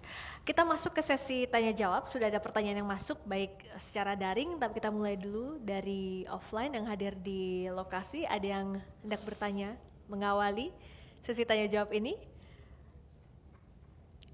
Kalau belum ada yang offline, kita juga tunggu dari yang online. Nah, sambil menunggu pertanyaan masuk dari yang offline juga silahkan apabila sudah siap bertanya. Kalau dari MAPI, bagaimana tadi bentuk sinergi yang konkret yang bisa dilakukan, yang digalakan oleh masyarakat dengan untuk mengawasi tadi agar berjalan maksimal dari mulai pencegahan sampai penindakan, terutama di lingkungan lembaga peradilan. Oke, makasih Mbak. Pertama mungkin nggak perlu sebelum sampai ke level masyarakat, tadi saya menyinggung masalah MA dengan KY ya dalam hal lembaga pengawasan. Sinerginya seperti apa sebenarnya, dalam hal pengawasan, setahu saya tahun 2012 itu MA dan KY punya peraturan bersama tuh terkait dengan pengawasan gitu ya, dan itu sebenarnya sudah diatur bagaimana ada mekanisme pemeriksaan bersama antara MA dengan KY. Katakanlah memang terjadi suatu laporan pengaduan yang memang ada perbedaan pendapat gitu ya antara MA dengan KY, katakanlah seperti itu. Nah, ini kedepannya kedepannya ini yang kemudian bisa dioptimalisasi lagi ya, penggunaan mekanisme pemeriksaan bersama tadi. Tujuannya tadi untuk memastikan bahwa laporan pengaduan itu benar-benar ditangani dengan maksimal dan tidak ada kesimpang siuran gitu ya terkait dengan hasil dari pengaduan masyarakat terkait dengan perilaku pelanggaran kode etik tadi. Lalu masyarakat sendiri bagaimana? Tentunya tadi yang saya sampaikan di awal, banyak sekali sebenarnya opsi-opsi yang kemudian bisa dilakukan dalam hal penguatan integritas, baik dalam hal peningkatan kapasitas, lalu kemudian perumusan kebijakan, lalu kemudian memonitoring dan mengevaluasi. Tadi menarik pertanyaan ke Pak KPK, bagaimana sebenarnya mengukur keberhasilan dari suatu pencegahan gitu ya? Apakah dengan cukup diukur dengan berkurangnya orang-orang yang hakim yang di OTT gitu ya, atau seperti apa gitu? Dan ini kan tentunya kita perlu melihat, ternyata indikatornya mungkin nggak sesederhana itu gitu. Kalau cuma ngomongin OTT untuk dilihat dari OTT aja kan sebenarnya itu ada aspek penindakan juga di situ. Yang kita lihat sejauh mana sih anggaran yang disediakan untuk menangkap aparat penegak hukum dan seterusnya. Itu kan jadinya sangat menarik ya. Jadi peluang kerjasama dengan masyarakat sipil untuk kemudian membuat memonitoring dan mengevaluasi keberhasilan dari pencegahan itu sendiri juga sangat menarik ya ke depannya ya untuk dilihat gitu. Karena ngomongin di materi yang saya buat sebenarnya ada beberapa aspek yang kemudian penting untuk disasar gitu ya dalam hal peningkatan integritas dan juga memperkecil peluang korupsi. Mulai dari yang paling penting tadi benar sekali Pak, masalah promosi mutasi ya. Promosi mutasi hakim, pengisian jabatan hakim yang kemudian itu tentunya perlu dipertimbangkan sekali menggunakan merit system gitu ya. Sets of kriterianya harus jelas sehingga tidak ada peluang-peluang di mana jabatan itu diisi oleh orang yang tidak tepat gitu ya. Sehingga benar-benar jabatan-jabatan tinggi, jabatan-jabatan penting itu memang diisi oleh orang-orang yang berintegritas dan juga tidak hanya berintegritas tapi juga punya kualitas gitu. Karena publik sendiri kadang-kadang bukan hanya ngelihat dari sikapnya saja dia dia santun baik, tapi kalau ternyata tidak punya kualitas juga pasti publik akan merasa ini nggak benar nih hakimnya, nggak menjalankan tugasnya dengan benar gitu.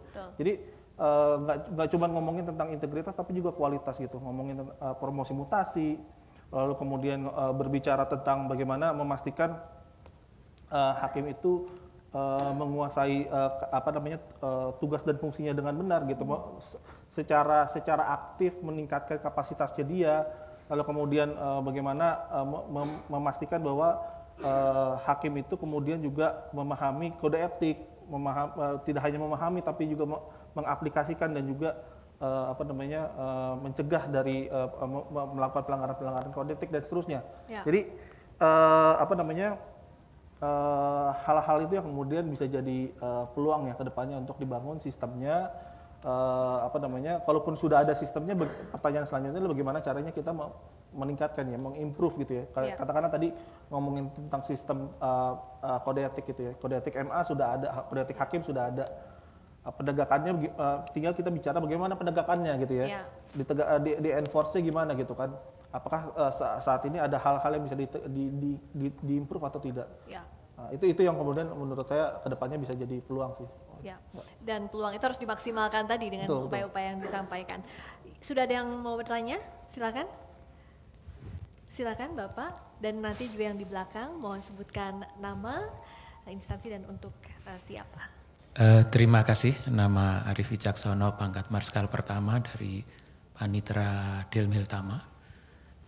Yang terhormat Bapak Ibu narasumber, terima kasih atas apa yang disampaikan diskusi pada siang hari ini. Kami sangat tertarik dengan apa yang disampaikan oleh Pak Nawawi tadi. Kebetulan saya juga beberapa waktu yang lalu juga pernah ikut di dalam lembaga diskusi yang diselenggarakan oleh KPK. Saya sangat tertarik. Berawal dari tadi yang disampaikan Bapak terkait dengan tugas pokok tadi, yang kami catat di sini bahwa di antaranya adalah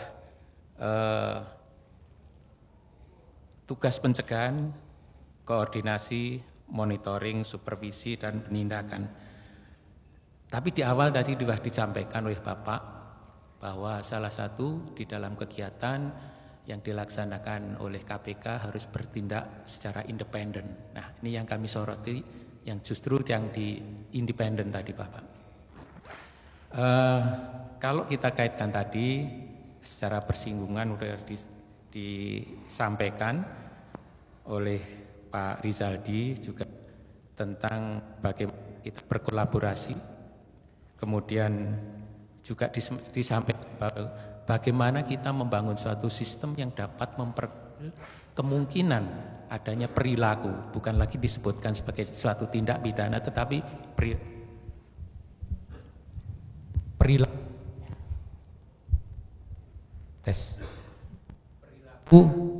koruptif. Nah, kemudian bagaimanakah tadi sempat disampaikan oleh Bu Luli, bagaimana implementasi kegiatan-kegiatan yang dapat membangun sebuah sistem yang dapat mempengaruhi, memperkecil perilaku koruptif tadi. Ya, kembali lagi kepada apa yang disampaikan Bapak Nawawi tentang independen tadi. Kebetulan sifat independen ini juga tidak berbeda dengan apa yang kita bahas pada kesempatan siang hari ini, yaitu integritas aparatur di lingkungan peradilan militer dan peradilan tata usaha negara, di mana di dalam sistemnya juga ada kalau kita berbicara peradilan pasti berbicara masalah hakim, bagaimana hakim independen. Nah, mungkin dalam hal kolaborasi ini Bapak sebagai wakil di sini dari KPK bagaimana merealisasikan, mewujudkan sifat daripada independen sehingga kita bisa pun meniru nantinya untuk diterapkan di lembaga peradilan. Sebagai contoh, ketika KPK beberapa waktu yang lalu bergaung tentang independen, mulai dari rekrutmen, dari kerja, hal ini masyarakat pun akan menilai dalam tanda kutip, betul enggak kira-kira di dalam KPK sendiri sudah ada jiwa atau implementasi dari independensi ini. Kalau kita lihat bahwa apa yang dimaksud dengan independensi ini, kalau secara kasar boleh saya katakan tidak ada pengaruh dari pihak manapun ya. Nah, tetapi di dalam media-media yang pernah kita dengar bahwa independensi ini untuk di KPK ini sendiri juga dalam tanda kutip masih dipengaruhi oleh bau-bau politik lah. Nah, sehingga masyarakat pun akan menilai betul enggak sih KPK ini independen. Nah, yang ingin kami tanyakan ini bagaimana sikap kita selaku mungkin aparat dari peradilan militer dan tata usaha negara ini dalam upaya mewujudkan sebuah integritas dengan membangun situasi yang independen ini. Mungkin sebagai bahan perbandingan kami ingin menyampaikan bagaimana pandangan untuk di KPK ini sendiri. Demikian Bapak, terima kasih. Terima kasih. Pertanyaannya Marskal pertama Arief Wicaksono, silakan dijawab Pak Wakil Ketua KPK Pak Nawawi. Baik ya, kami sebutkan rumusan di dalam pasal 3 dari Undang-Undang 19/2019. Sebenarnya pasal ini bersinggungan langsung dengan eksistensi lembaga Komisi Pemberantasan Korupsi. Artinya lembaga ini independen, tidak di bawah pengaruh dari kekuasaan, meskipun ada dalam rumpun kekuasaan eksekutif, tetapi dia tidak ada satu lembaga negara lagi yang membawahi Komisi Pemberantasan Korupsi. Dalam mekanisme tugas dan kewenangannya, lembaga ini bersifat independen. Sejauh perkara yang ditangani Komisi Pemberantasan Korupsi, masyarakat siapapun barangkali bisa saja berasumsi bahwa ini ada. Tapi kami ingin tegaskan dalam forum ini bahwa sejauh ini kerja-kerja penindakan Komisi Pemberantasan Korupsi, khususnya kerja-kerja penindakan, sekali lagi masih dengan sifat independen tadi, dan kita tidak dibawa pengaruh kekuasaan. Komisi Pemberantasan Korupsi tidak mengenal warna merah, biru, kuning, hijau, tidak ada. Kesemuanya yang dilakukan sejauh ini adalah penegakan hukum. Penegakan hukum kami ingin tegaskan dalam forum ini.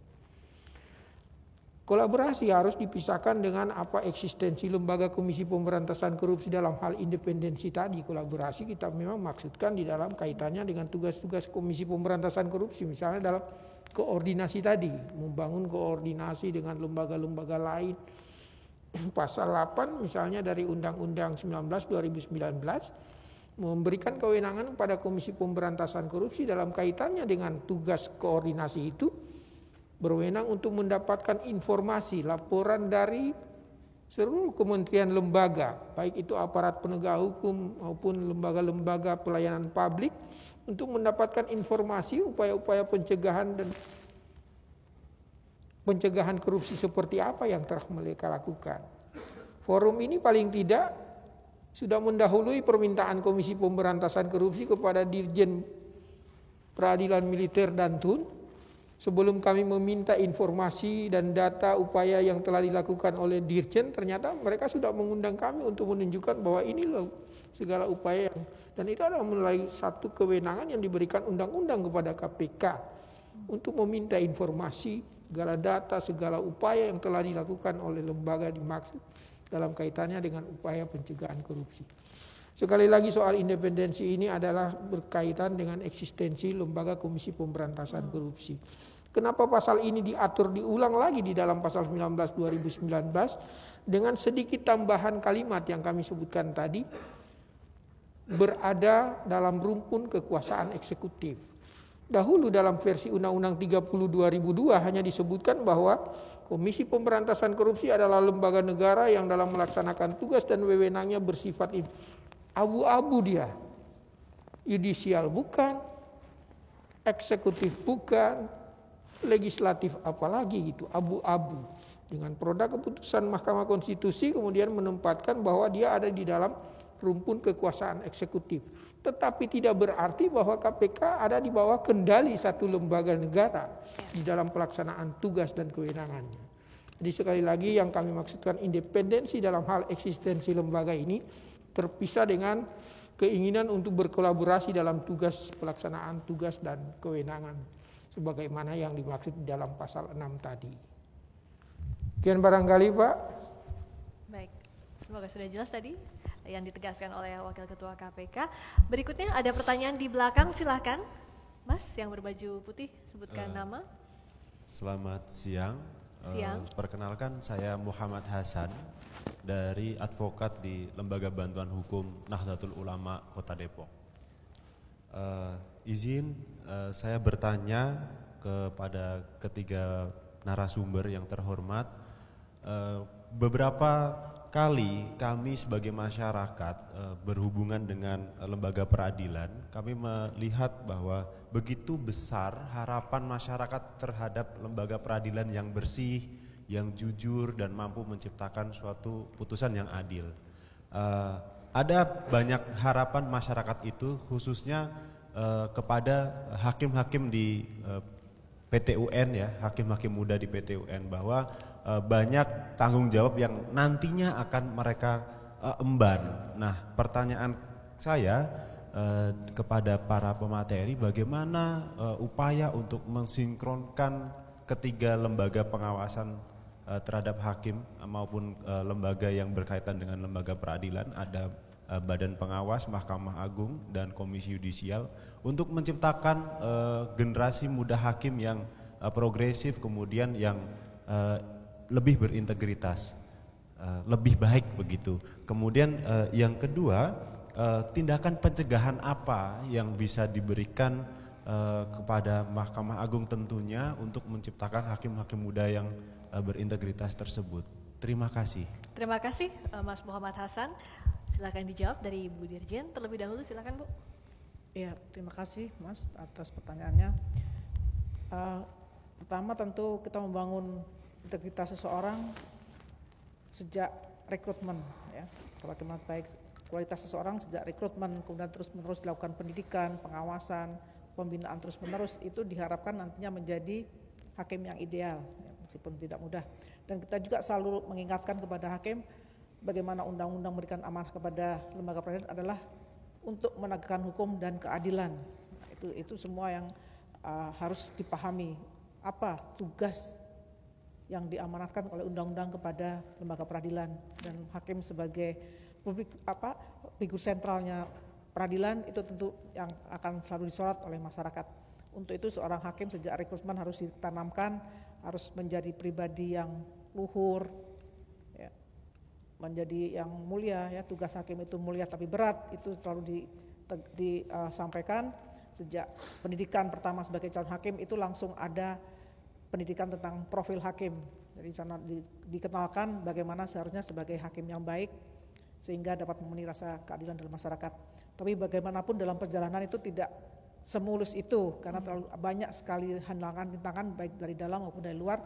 Nah, itu tugas kita lah sebagai atasannya dan seniornya itu terus mengingatkan dan juga memberikan contoh sebagaimana tadi disampaikan bahwa kalau cuma ngomong memang tidak akan pernah berhasil, tapi harus dengan contoh teladan bagaimana hakim yang baik, hakim yang ideal yang diinginkan oleh masyarakat. Dan kemudian bagaimana kita membentuknya ya tentu dengan pelatihan terus-menerus, dan ini juga kerjasama dengan Komisi Yudisial. Ini Komisi Yudisial secara bergiliran itu mereka juga punya program-program peningkatan integritas pada hakim. Itu setiap saat melakukan pelatihan-pelatihan di daerah-daerah di perwilayah, dan itu gabungan dari hakim-hakim di 4 lingkungan peradilan di gabung gitu ya. Tapi kemarin saya sudah komunikasi dengan KY, kebetulan KY ada yang datang ke saya sampaikan kalau bisa pelatihan-pelatihan hakim itu tidak digabung antara peradilan agama, umum, tun, dan militer, karena mereka punya karakter yang berbeda-beda sehingga kebutuhan untuk melayani masyarakat itu agak berbeda. Nah itu kalau bisa ada spesifikasi tersendiri. Nah itu memang tidak mudah karena untuk lingkungan peradilan militer dan tata usaha negara ini kan pengadilannya sedikit. Ya di satu provinsi cuma ada 1, bahkan militer itu seluruh Indonesia hanya ada 23. Sehingga untuk perjalanan dinas mereka untuk bergabung itu butuh biaya besar. Nah itulah sehingga tidak bisa kalau pembentukan karakter itu terpisah-pisah sehingga digabung. Jadi ini pembinaan karakter atau integritas daripada hakim ini terus-menerus dilaksanakan oleh Mahkamah Agung maupun dengan KY. Sedangkan untuk tenaga teknis kepaniteraan itu KY belum tentu ke sana. Itu baru dilaksanakan oleh Mahkamah Agung ya. Jadi di sini kami dari Ditjen Badi Miltun setiap ada kepelatihan itu kita menyisipkan masalah kode etik dan juga menyisipkan masalah kepemimpinan dan manajemen peradilan. Jadi di sana selain disiapkan karakternya, mereka juga disiapkan bagaimana nanti menjadi pimpinan pengadilan yang ideal. Ya, dan kedua, bagaimana kita terus mencegah jangan sampai perilaku buruk seniornya ini diikuti oleh yang junior. Nah, itu tetap kita monitor ya. Makanya sehingga penempatan mutasi seseorang itu juga tidak hanya asal kita menempatkan, tapi kita harus juga menjaga jangan sampai perilaku buruk ini menular ke yang juniornya. Ya. Jadi kita terus mencegah dan itu tidak mudah, tapi kalau untuk Mil dan Tun ini kan personelnya belum banyak, jadi masih lebih mudah memonitor per personilnya itu. Jadi kami berusaha dalam mutasi itu dengan para direktur menjaga jangan sampai yang buruk-buruk ini menularkan kepada hakim-hakim baru. Karena hakim baru pun sejak rekrutmen itu sudah ada tes profil assessment, ada tes yang begitu ketat ya dengan kemudian pendidikan secara bertahap sampai 3 tahap di Pusdiklat, itu proses yang diklat magang itu sama dengan pembelajaran mereka bagaimana sih perilaku hakim yang baik, bagaimana sih yang berintegritas, di sana juga terus disisipkan. Jadi setiap saat selalu kita ingatkan. Gitu. Kalau dari KPK bagaimana upaya tadi sinkronisasi dan juga pencegahannya? Silakan Pak Nawawi. Baik ya. KPK sejauh ini melaksanakan, memang kita punya Direktorat Pengaduan Masyarakat. Tadi kami sudah sampaikan bahwa konsepsi pemberantasan korupsi yang diinikan di dalam Undang-Undang 19 2019 adalah soal pelibatan peran serta masyarakat. Tanpa teman-teman KPK dengan 1.500 lebih kurangnya itu personil nggak bisa ngapa-ngapain gitu. Kita nggak mungkin bisa nangkap seorang bupati di satu kepulauan mana tuh. Itu kalau KPK yang bekerja sendiri gitu. Tetapi atas peran serta masyarakat. Begitu juga untuk soal upaya-upaya pencegahan terjadinya tindak pidana di lingkungan badan peradilan. Peran serta dari teman-teman pengacara. Sebelumnya ini ada sedikit canda gitu. Tadinya ya saya pikir yang teman pengacara tadi ini yang sempat viral itu seperti pengacara Deolipa itu.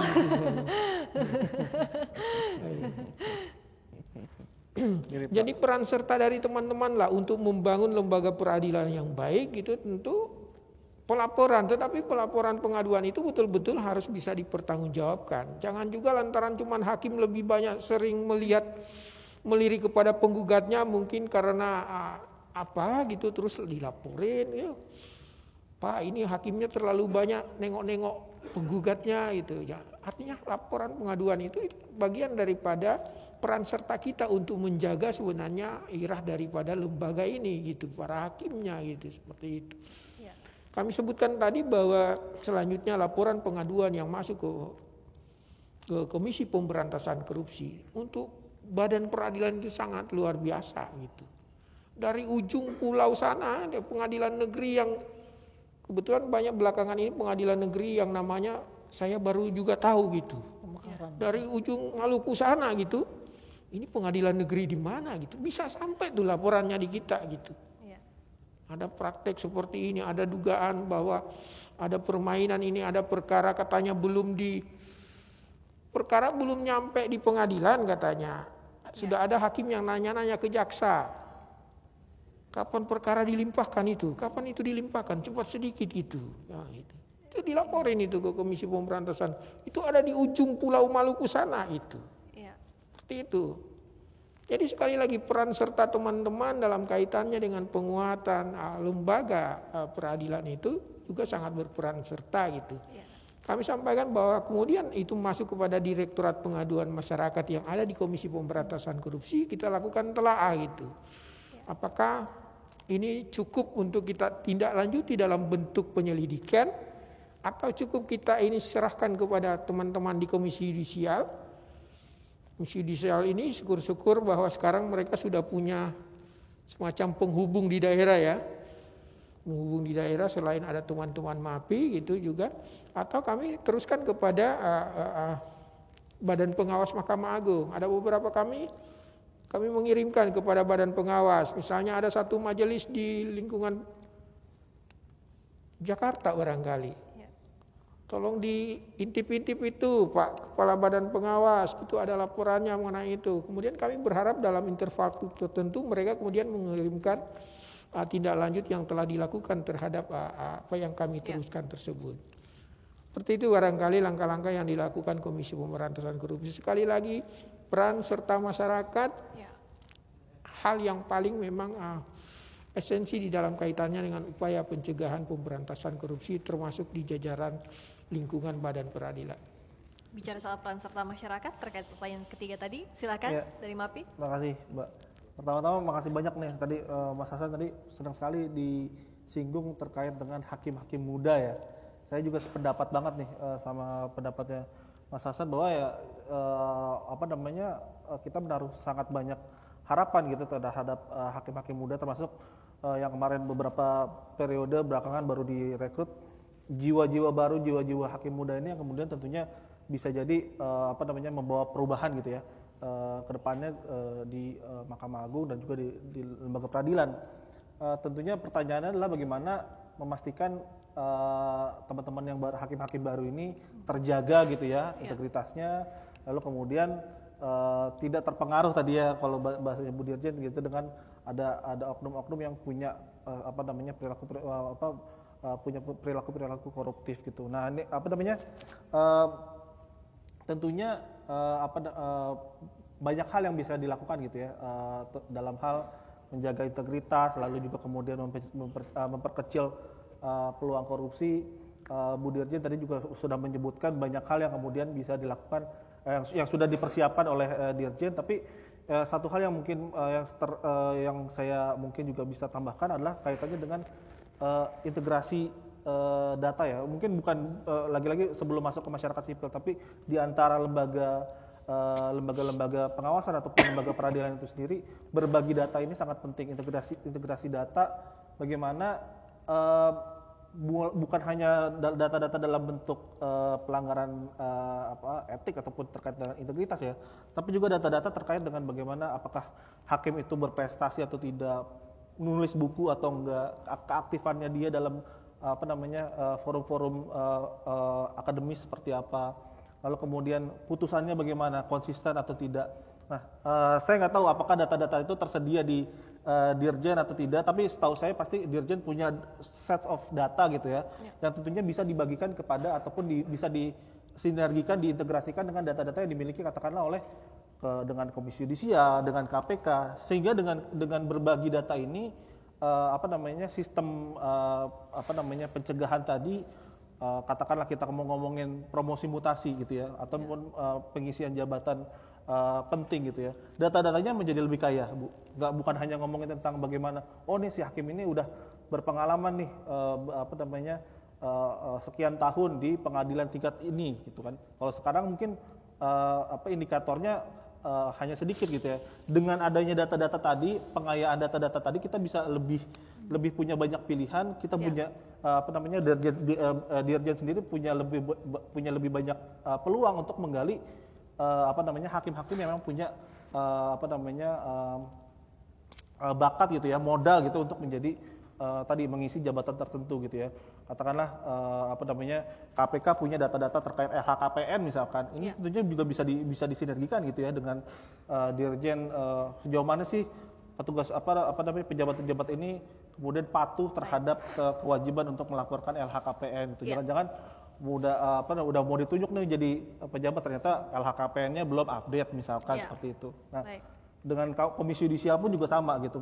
Tentunya Komisi Yudisial punya banyak data yang bisa diintegrasikan dengan Dirjen, sehingga pengambilan keputusan, lalu kemudian tadi pengisian jabatan itu akan jadi lebih objektif dan juga akan berpeluang mendorong orang-orang yang memang punya integritas gitu ya untuk mengisi jabatan-jabatan penting di lembaga peradilan. Nah, masyarakat sipil tentunya bagaimana bisa bersinergi di situ. Peluangnya tadi yang saya bilang banyak sekali gitu ya. Tergantung bagaimana Dirjen dari lembaga peradilan melihat butuhnya di mana gitu. Masyarakat sipil butuhnya di penguatan kapasitas kah, pembuatan kebijakan kah, memonitoring kah, itu sangat terbuka gitu peluangnya. Nah, bicara soal diskusi hari ini, kita ada 2 pertanyaan yang sudah masuk dari online sekaligus menutup sesi diskusi. Yang pertama dari PT UN Jayapura, izin bertanya kepada para narasumber terkait pasal 18 Undang-Undang Peradilan TUN, ada larangan hakim untuk menjadi pengusaha. Sejauh apa yang dimaksud dengan pengusaha? Apakah misalnya bermain saham bisa dikategorikan pengusaha? Karena hal ini terkait dengan konflik kepentingan jika perusahaan yang hakim beli sahamnya menjadi pihak di persidangan. Berikutnya ada juga pertanyaan dari Pengadilan Tata Usaha Negara Jakarta, izin bertanya, bagaimana sinergitas Direktorat Miltun dan lembaga eksternal peradilan, contohnya KPK, MAPI, KY, dan lain-lain dalam menjaga kehormatan keluhuran dan martabat hakim. Misal dari perilaku contempt of court, pihak perkara tidak sekedar menjalankan fungsi sebagai lembaga pengawas perilaku hakim atau peradilan. Mohon dijawab ringkas pertanyaan-pertanyaan ini dari kawan-kawan yang hadir secara online. Mulai Bu Dirjen, silakan Ibu. Ya, terima kasih. Kalau yang pertanyaan dari Jayapura kan sudah dijawab sendiri tuh, karena ini terkait dengan konflik kepentingan. Ya. Sudah jelas, sudah dijawab sendiri sebetulnya kan. Ya, jadi sudah menjawab langsung ya pertanyaan sekaligus jawaban ini Q&A. Kan sudah jelas larangan undang-undang tidak boleh menjadi pengusaha. Nah itu udah, apakah kriteria usahanya level-level kecil besar itu pokoknya pengusaha ya dilarang gitu. Ya. Karena itu ya, pertama sih akan mengganggu fokus kerja kita ya. Kalau malah bermain saham, kita hari-hari akhirnya sibuk memonitor naik turunnya harga saham. Kita nggak akan lagi bisa kerja di tugas fungsi kita, udah terus terbengkalai, udah pasti itu. Maka untuk itu kita harus menghindari itu. Yang kedua, kalau kita bermain saham, tentu sudah ada prasangka terhadap hakim, uang dari mana gitu. Ya. Karena gaji kita itu mungkin kalau dengan, apalagi seorang hakim itu kadang-kadang meninggalkan keluarga di kota A, dia tugas di kota B, keluarga tidak dibawa, itu kan sudah pasti dua dapur dan sebagainya, itu kebutuhannya sudah banyak, apalagi anak masih kecil. Jadi janganlah mencoba-coba mencari-cari hal untuk menimbulkan prasangka-prasangka terhadap hakim. Jadi yang memang dilarang undang-undang nggak usah coba-coba lah, karena tugas kita sebagai hakim itu sudah berat gitu. Berikutnya kalau yang dari Petun Jakarta, sinergitas Direktorat Miltun dan lembaga eksternal peradilan. Itu terhadap perilaku contempt of court ya. Karena ini termasuk pelecehan terhadap peradilan, ini sudah terus dibahas pada organisasi kami ya di IKAHI, bagaimana menyikapi ini, dan kemudian sudah dirumuskan juga dalam perma sebetulnya, tapi belum diundangkan. Ini memang hal yang sulit ya, karena munculnya contempt of court ini kan tiba-tiba pada saat sidang tiba-tiba muncul ada perilaku tidak baik dari para pihak atau mungkin dari pengunjung dan sebagainya. Nah ini yang memang belum bisa disikapi dengan baik, apakah ini merupakan tidak pidana atau merupakan perilaku penyimpangan atau cukup pelanggaran kode etik dan sebagainya, ini memang belum bisa dipastikan ya. Tapi ini jelas mengganggu, selain proses persidangan, mengganggu juga integritas harga diri seorang hakim dan juga lembaga peradilan apabila ada contempt of court. Sebetulnya kalau di Undang-Undang Peratun ada pasal 82 atau berapa itu ya, saya kurang ingat. Itu bahwa hakim berwenang atau boleh mengeluarkan pengunjung atau pihak yang melanggar tata tertib persidangan. Itu ada undang-undangnya kalau di Peratun. Sebenarnya contempt of court.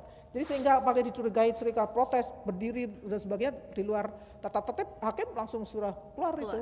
Keluar. Karena makanya saya perintahkan pada hakim sebelum sidang usahakan selalu membacakan pasal ini, bahwa ada aturan apabila melanggar tata tertib persidangan dipersilakan untuk keluar. Itu ada. Jadi supaya disampaikan kepada para pihak supaya tahu ada aturan-aturan dan juga supaya menghormati proses persidangannya lah, bukan hakimnya tapi proses persidangannya itu.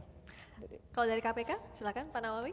Mungkin ya cuman bersinggungan dengan pertanyaan yang kedua, barangkali lebih baik itu memang sinergitas betul-betul dibangun antara lembaga peradilan dengan komisi yudisial. Gitu. Menjaga marwah lembaga para hakim tentu adalah ini daripada komisi yudisial. Kami pastikan untuk teman-teman yang dari Komisi Pemberantasan Korupsi dalam kaitannya dengan upaya untuk tetap menjaga kewibawaan persidangan itu betul-betul kami beri perhatian. Kami selalu mengingatkan para jaksa penuntut umum kami perilaku di dalam persidangan untuk tetap memberi penghargaan yang terhadap majelis hakimnya. Kami sedikit ingin ini apa yang disampaikan Bu Dirjen tadi berkaitan dengan pertanyaan yang nomor 1, hakim menjadi pengusaha gitu ya.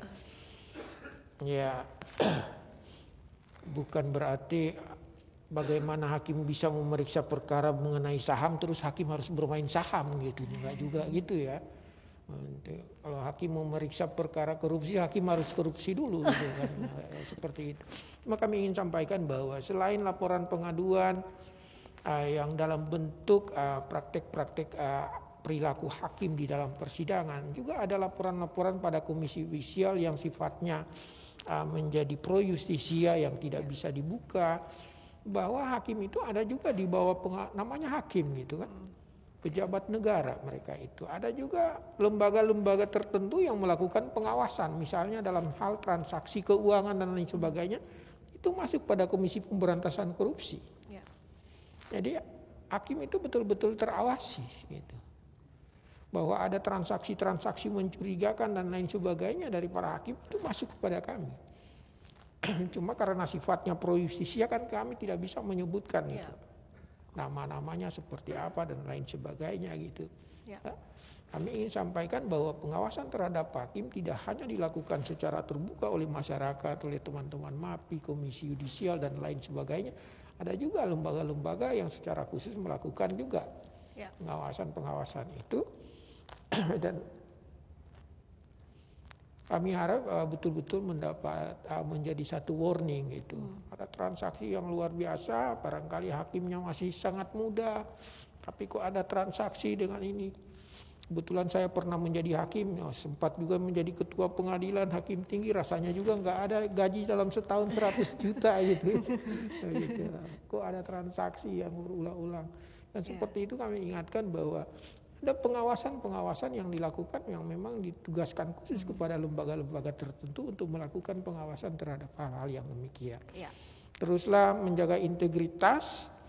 Tadi berapa banyak pun pengawasan yang dilakukan, jauh itu integritas kita bisa terpatri, tertanam di dalamnya. Insya Allah segalanya bisa ini. Kami sangat mengapresiasi forum ini. Dan ini sepertinya baru pertama kali dilakukan oleh satu satker di Mahkamah Agung, dan itu satker yang ada di Dirjen Peradilan Militer dan Tata Usaha Negara. Kami berharap mudah-mudahan dirjen-dirjen lain ikut-ikutan gitu, seperti itu ya. Yang kami kenal selama ini cuma mulai zona integritas gitu. Datang ngumpul di satu tempat, di satu kota, kemudian kita ngangkat-ngangkat itu gitu kan. Zona integritasnya itu apakah lebih muatannya menjadi lebih ini seperti ini atau seperti apa. Perlu dilakukan evaluasi lah hal-hal yang semacam itu. PTSP sebagaimana kami sebutkan tadi, kita mengapresiasi pada pengadilan yang berkali sudah berhak mendapatkan WBK, WBBM dan lain sebagainya, itu kita apresiasi sedemikian rupa. Kita bicara dengan Kementerian PAN RB ketika masih dijabat oleh almarhum Pak Cahyo. Beliau menyampaikan apresiasi yang tinggi bagi sejumlah satuan kerja di bawah peradilan Mahkamah Agung katanya gitu.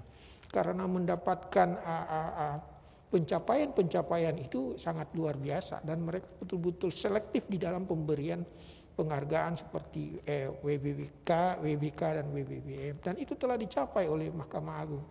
Sekali lagi jagalah lembaga ini betul-betul tidak dijaga dengan hal lain tetapi dijaga dengan integritas dari para insan Mahkamah Agung gitu. Tidak ada dikotomi bahwa ini peradilan militer, ini peradilan peradilan umum atau peradilan agama gitu. Ibarat satu organ tubuh Mahkamah Agung ini, kaki kesandung sakitnya terasa sampai di kuping gitu. Jangan ada yang katakan itu kan peradilan umum, hakim peradilan umum gitu. Tidak seperti itu. Bangunlah sinergitas organisasi sebagaimana yang disampaikan oleh teman-teman dari MAPI, betul-betul organisasi Mahkamah Agung ini bisa menjadi seperti yang dimaknakan di dalam visinya, menjadi badan peradilan yang benar-benar agung itu. Semoga. Baik. Kalau dari MAPI silakan menjawab pertanyaan sekaligus juga memberikan closing statement. Oke. Izin ya menjawab mungkin kalau yang pertama nih pertanyaan teknis. Saya mungkin nggak punya kapasitas untuk menjawab apakah ini pengusaha. Tapi saya melihat ada justru malah kayak peluang ya justru untuk kemudian ini justru bisa jadi langkah ke depan ya untuk kemudian dibuat semacam sistem gimana caranya mengakses gitu ya ketika memang kapan sih terjadi ada konflik kepentingan gitu ya ketika hakim katakanlah melakukan sesuatu kegiatan aktivitas ekonomi gitu ya, karena kan ini kalau pertanyaannya di sini misalkan saham ya, saham mungkin underlyingnya jelas saham ada perusahaannya gitu ya. Jadi kalau misalkan dia nanganin perkara perusahaan yang dia punya sahamnya, mungkin pasti akan ada konflik kepentingan. Pertanyaannya kalau misalkan gimana kalau kripto misalkan, kripto nggak jelas underlyingnya gitu.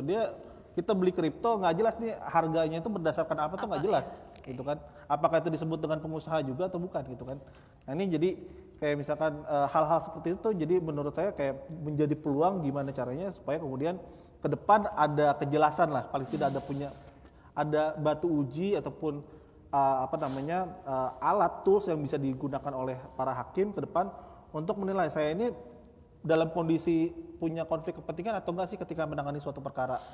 Dan secara kode etik ketika dia punya konflik kepentingan tentunya dia harus mengundurkan diri dari majelis tersebut gitu ya. Itu yang pertama. Lalu yang kedua tadi kaitannya dengan bagaimana menyikapi contempt of court ya. Setuju sekali bahwa contempt of court ini juga perlu disikapi dengan bijak ya, dalam arti MAPI pun dalam melakukan pemantauan pengadilan tentunya juga menghormati tata tertib persidangan. Ketika ada satu persidangan tentunya kita nggak boleh tuh yang namanya membuat gaduh, lalu kemudian berteriak-teriak ataupun hal-hal lain gitu yang kemudian mengganggu martabat dari hakim ataupun peradilan itu sendiri. Nah, yang mungkin bisa yang saya pahami saat ini misalkan apakah kemudian sinerginya bisa dilakukan dalam bentuk pelaporan. Saya pernah beberapa kali mendengar gitu ketika hakim kena ada perbuatan contempt of court, kan tindakan lanjutnya biasanya adalah yaudah dilaporkan aja ke polisi gitu, biar polisi tindak gitu, atau misalkan sejauh ini kan belum jelas ya contempt of court itu ditindaklanjuti apakah langsung si pelakunya itu langsung dijatuhi putusan atau gimana gitu, prosedurnya belum jelas. Betul tadi yang disampaikan Bu Dirjen, bisa jadi dia langsung dikeluarkan dari dikeluarkan dari ruang sidang. Tapi kan itu sebenarnya contempt of court itu tindak pidana tuh. Tindak pidana tentunya harus ada tata caranya kan di prosesnya gitu kan. Nah, ada beberapa hakim yang kemudian menolak untuk melaporin, udahlah biarin aja gitu, nggak harus dilaporin. Nah, tentunya peran dari lembaga-lembaga lain yang eksternal tadi tentunya bisa jadi penegah gitu ya. Katakanlah hakim ini merasa malu ataupun merasa enggan untuk melapor, tentunya lembaga-lembaga tadi yang punya peran untuk menjaga integritas hakim bisa jadi yang justru melaporkan gitu, menjaga supaya kejadian ini tidak terulang lagi dan juga kemudian si pelaku ditindak gitu ya. Setahu saya KY pun juga melakukan hal ini dalam fungsi advokasinya dia. Komisi Yudisial itu beberapa kali ketika ada temuan laporan contempt of court itu KY menjalankan fungsinya untuk melakukan pelaporan gitu ya. Katakanlah hakimnya enggan, KY yang lapor gitu ya. Begitu juga dengan kasus-kasus yang lain gitu. Dan catatan dari saya mungkin lebih kepada bagaimana contempt of court ini tidak juga dijadikan mekanisme untuk kemudian membatasi ruang-ruang publik di dalam pengadilan. Biasanya kan tadi katakanlah, supaya nggak ada contempt of court, udah deh nggak usah ada pengunjung pengadilan aja, ataupun nggak usah ada siaran TV di pengadilan. Padahal sebenarnya ruang-ruang publik itu yang justru akan membantu pengadilan sendiri untuk kemudian bisa berperilaku berintegritas tadi, mencegah perilaku korupsi. Dengan adanya pengawasan, dengan adanya partisipasi publik di dalam ruang-ruang pengadilan itu justru tentunya jangan sampai disikapi sebagai bentuk-bentuk contempt of court, kecuali memang bentuk benar-benar sudah ada bukti yang jelas gitu ya bahwa memang ini menjadi mengganggu ketertiban, lalu kemudian melecehkan kehormatan hakim. Saya rasa itu sangat wajar ketika itu kemudian ditindaklanjuti sebagai contempt of court. Tapi catatannya tadi bukan sebagai alat untuk kemudian memperkecil ruang publik di pengadilan. Saya kira itu. Sekaligus closing statement untuk diskusi kali ini untuk menjaga integritas partisipasi masyarakat seperti apa? Seperti yang tadi saya singgung mungkin di awal, pertama menguatkan memperkuat integritas itu tentunya masyarakat sipil sangat dari segi peluang peran sudah berkembang, tidak hanya lagi ngomongin tentang memposisikan publik sebagai watchdog gitu ya, mengawasi ataupun mencari kesalahan-kesalahan dari mahkamah dari aparat dari lembaga peradilan saja, tapi juga sangat terbuka peluang-peluang untuk bersinergi gitu ya, berkolaborasi dengan masyarakat sipil tentunya dalam hal dalam berbagai aspek gitu ya, mulai dari tadi peningkatan kapasitas, pembuatan kebijakan, memonitoring dan mengevaluasi suatu bentuk langkah-langkah pencegahan. Saya rasa itu jadi sangat penting ke depannya untuk kemudian bisa diekspor lebih lanjut ya ke depannya. Memposisikan masyarakat sipil. Balik lagi ini juga menjadi satu langkah juga bagi Mahkamah Agung untuk kemudian kalau di di ilmu hukum tuh biasanya kita ngomong efektivitas hukum itu kan ada substansi hukum, struktur hukum, dan budaya hukum. Nah, budaya hukum ini yang kemudian kayaknya seringkali dilewatkan ya. Padahal sebenarnya dengan melibatkan partisipasi publik itu juga sebenarnya langkah untuk kemudian membangun budaya hukum supaya tadi yang Ibu bilang nggak ada lagi tuh masyarakat yang coba nih ya mau mencoba bermain gitu ya, menyuap hakim atau misalkan mencoba-coba untuk mempermainkan ataupun memperjualbelikan perkara, katakanlah seperti itu ya. Harapannya ke depan sinergi itu bisa mengarah kepada sana gitu ya. Membangun juga budaya hukum dari masyarakat sipil itu sendiri. Jangan lupa membangun budaya hukum. Kalau dari KPK?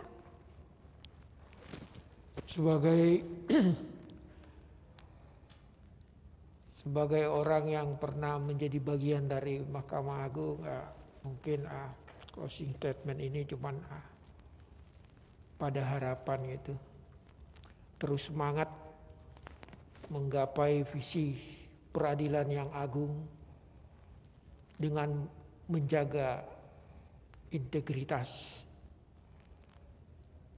Mudah-mudahan tak ada lagi